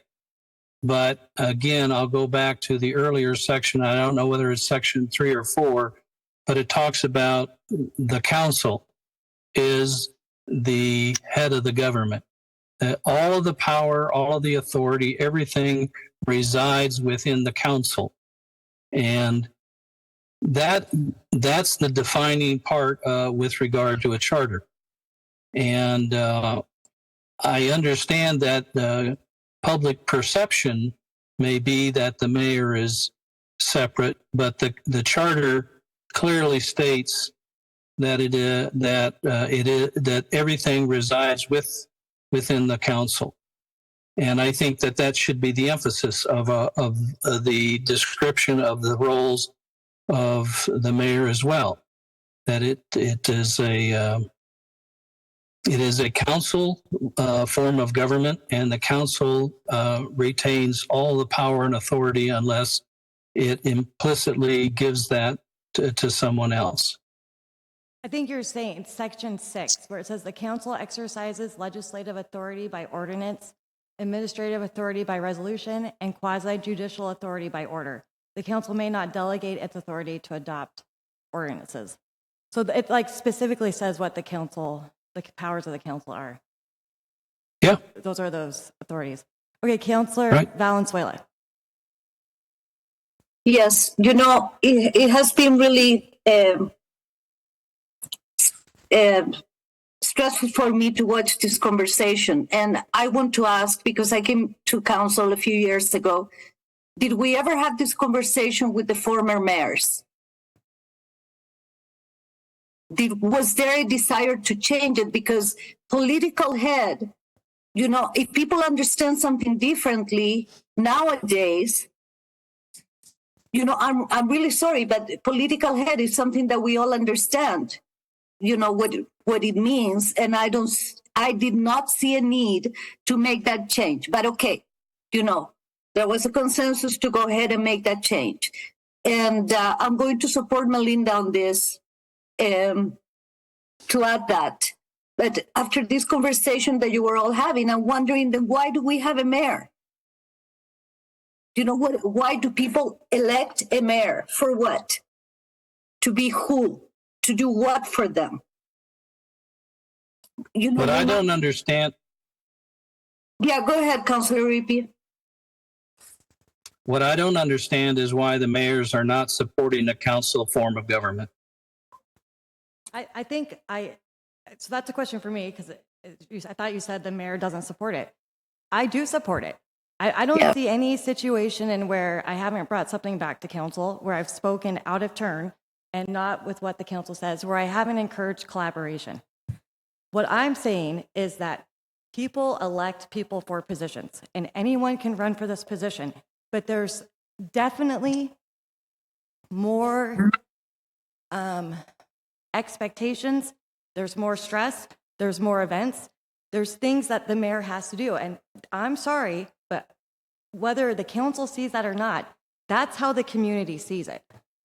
The community sees that the mayor is like the person that they're like, well, why is the mayor doing? I mean, so I just want to make sure, and that's the power of the vote. The power of the vote is if the community doesn't like what the mayor is doing or a councilor's doing, and that's why I heard some of you all say like, hey, we're not going to support term limits. We believe in the voters. But then in the next, conversation, it's like, oh, well, hey, we don't believe in what the Charter Review Committee said about the mayor after listening to public comment. We think we know better. But I don't, like, that had nothing to do with community engagement or anything like that. So, Councilor Gustafson. So, I actually Googled the word represent, but before I even did that, I agree with Councilor Ewing. It's the primary representative of the council is the mayor. And when I try to think of myself as a resident, a community member, I feel the same way. I don't feel like the member or the mayor does not speak for me as a resident. It speaks for the council. They represent the council when they are speaking and how the council works and how the council feels and what the council decides. Now, that might trickle down at times when there's voters that go to the council, right, and tell us that they want things a certain way, but in no way do I think that we should change this to primary representative of the city. I just don't. We're actually changing it from political head of the city to primary representative of the council. And it's not the same as the LOC charter.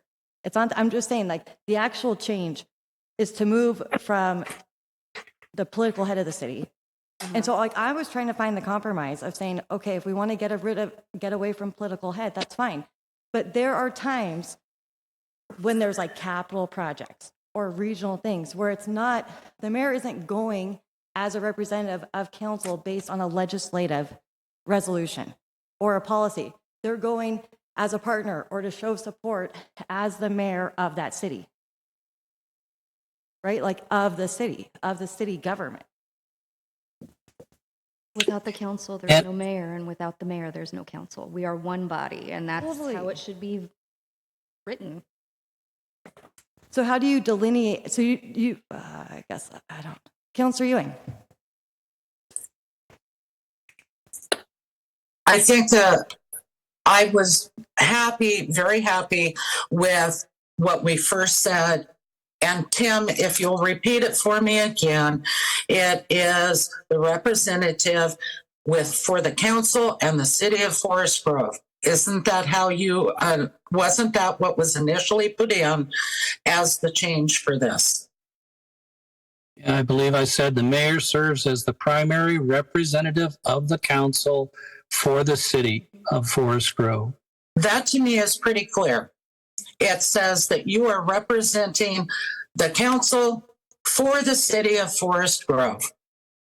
And that, I think, is what I'm looking for. And to answer Mariana's question, yes, this was brought up with two other mayors, and it was discussed. But the two other mayors really resisted ever bringing forward to charter.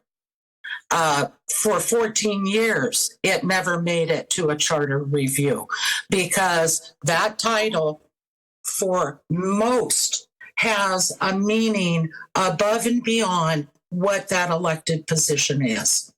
So to me, I felt the easiest resolution, the clearest resolution, and still to keep the city of Forest Grove in that conversation was the way that it was proposed by Councilor Rippey and was put into our charter review request.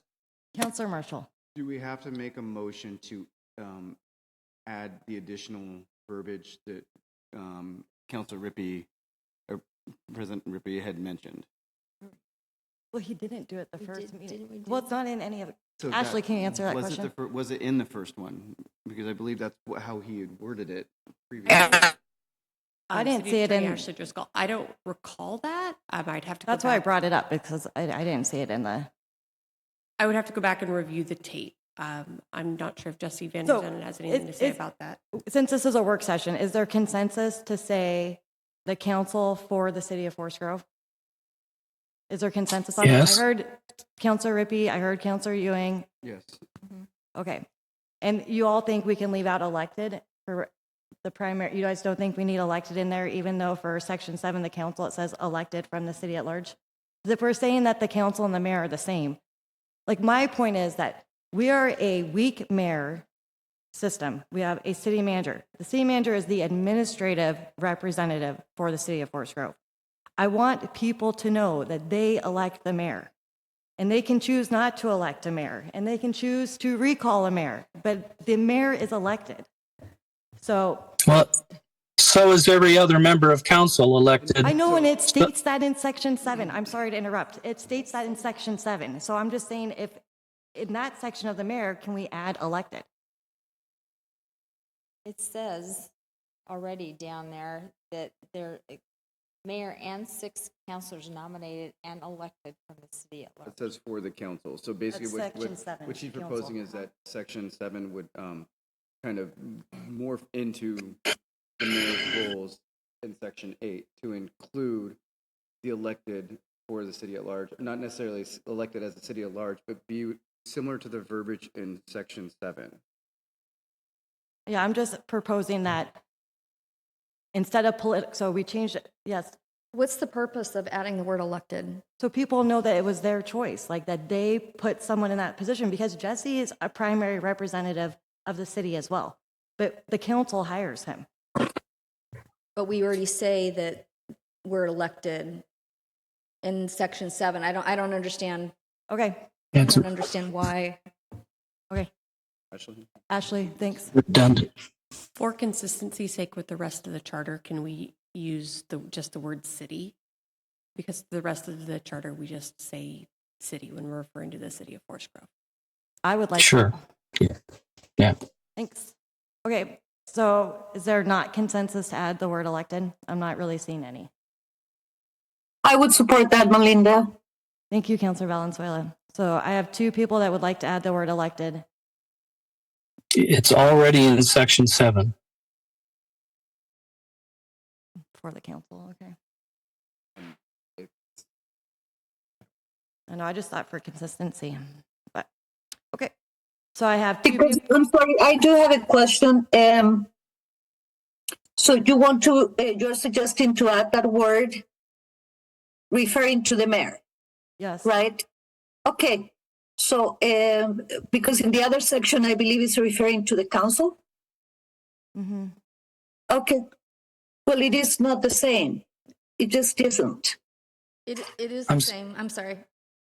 Council President Rippey. Yeah, it is the same because Section 7 specifically says the council consists of a mayor and councilors. That's inclusive. The council consists of those members, and they're all elected. Okay, so very- what is it? Okay, yeah, that's very clear. But what is the problem? Why is there a barrier here to add this word like Melinda is suggesting? Because it could also be construed that it's the council that's electing the mayor, and that's not correct. But it would just matter how you word it. I mean, how it's worded, right? Councillor Gustafson. I don't understand why this is such a big deal. It's there. Council consists of a mayor and 6 councilors nominated and elected from the city at large. I don't understand why we have to put it anywhere else. I mean, we can put extra words everywhere and have this twice as long. So I don't understand why we need to add it. Okay, so I'm not hearing consensus. We're going to move on. I just don't understand the resistance to it. Yeah. That doesn't make sense to me. Thanks, Councillor Valenzuela. Ashley, go ahead. The mayor serves as the primary representative of the council for the city. Consensus? Yep. Great, thanks. Okay, other discussion points for this resolution, timeline, questions, looking over the draft resolution.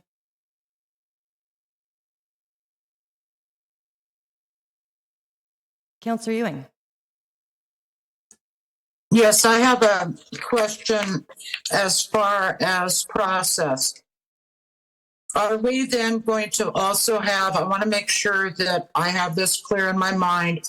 Are we also planning to have a work session after this is passed or not passed on how we are going to reach out to the community, engage the community, whether or not boards and commissions can be part of that engagement?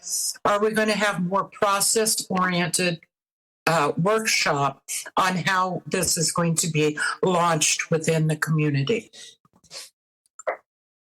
Jesse? We could have a work session on that. Right now, if the city council passes a resolution referring this to the voters, we do already have a web page. We were going to update the website, and we were going to make sure that it was included in some of our social media posts. It has to be advisory in nature. It can't be advocacy in nature from staff's standpoint. With regard to including the boards and commissions, we could do that if the council would like. But the typical process that these types of charter amendments have followed have been, of course, there's going to be a statement that would be in the Washington County voter pamphlet. There would be something on the website. There would be social media, the kind of the standard outreach that the city normally does for these types of things we would follow. If there's something more that the council would like us to do, we'd certainly be happy to do it. And if the council would like, we could have a work session on it as well. I guess that what I'm feeling is that having been through many big things like this, the more that we inform our community, the more that we engage our community, the better you will have in your results. Also, there are very specific, as you know and staff knows, very specific rules and laws against advocacy versus informational. And I want to make sure that if that is the case, that my boards and commissions are very aware of what they can and cannot do. I think staff is pretty much aware because they've been through this on multiple times before. So yes, I would like a work session where we sit down as a council and decide not just how it's going to be sent out, but what are the rules and procedures are necessary to be followed so that we don't get into any legal turmoil. Thank you. Thanks, Councillor Ewing. Any other questions, concerns? Okay, I'm going to adjourn this work session and we're going to move to the conference room for executive session. Zoom attendees, please switch links. Thank you.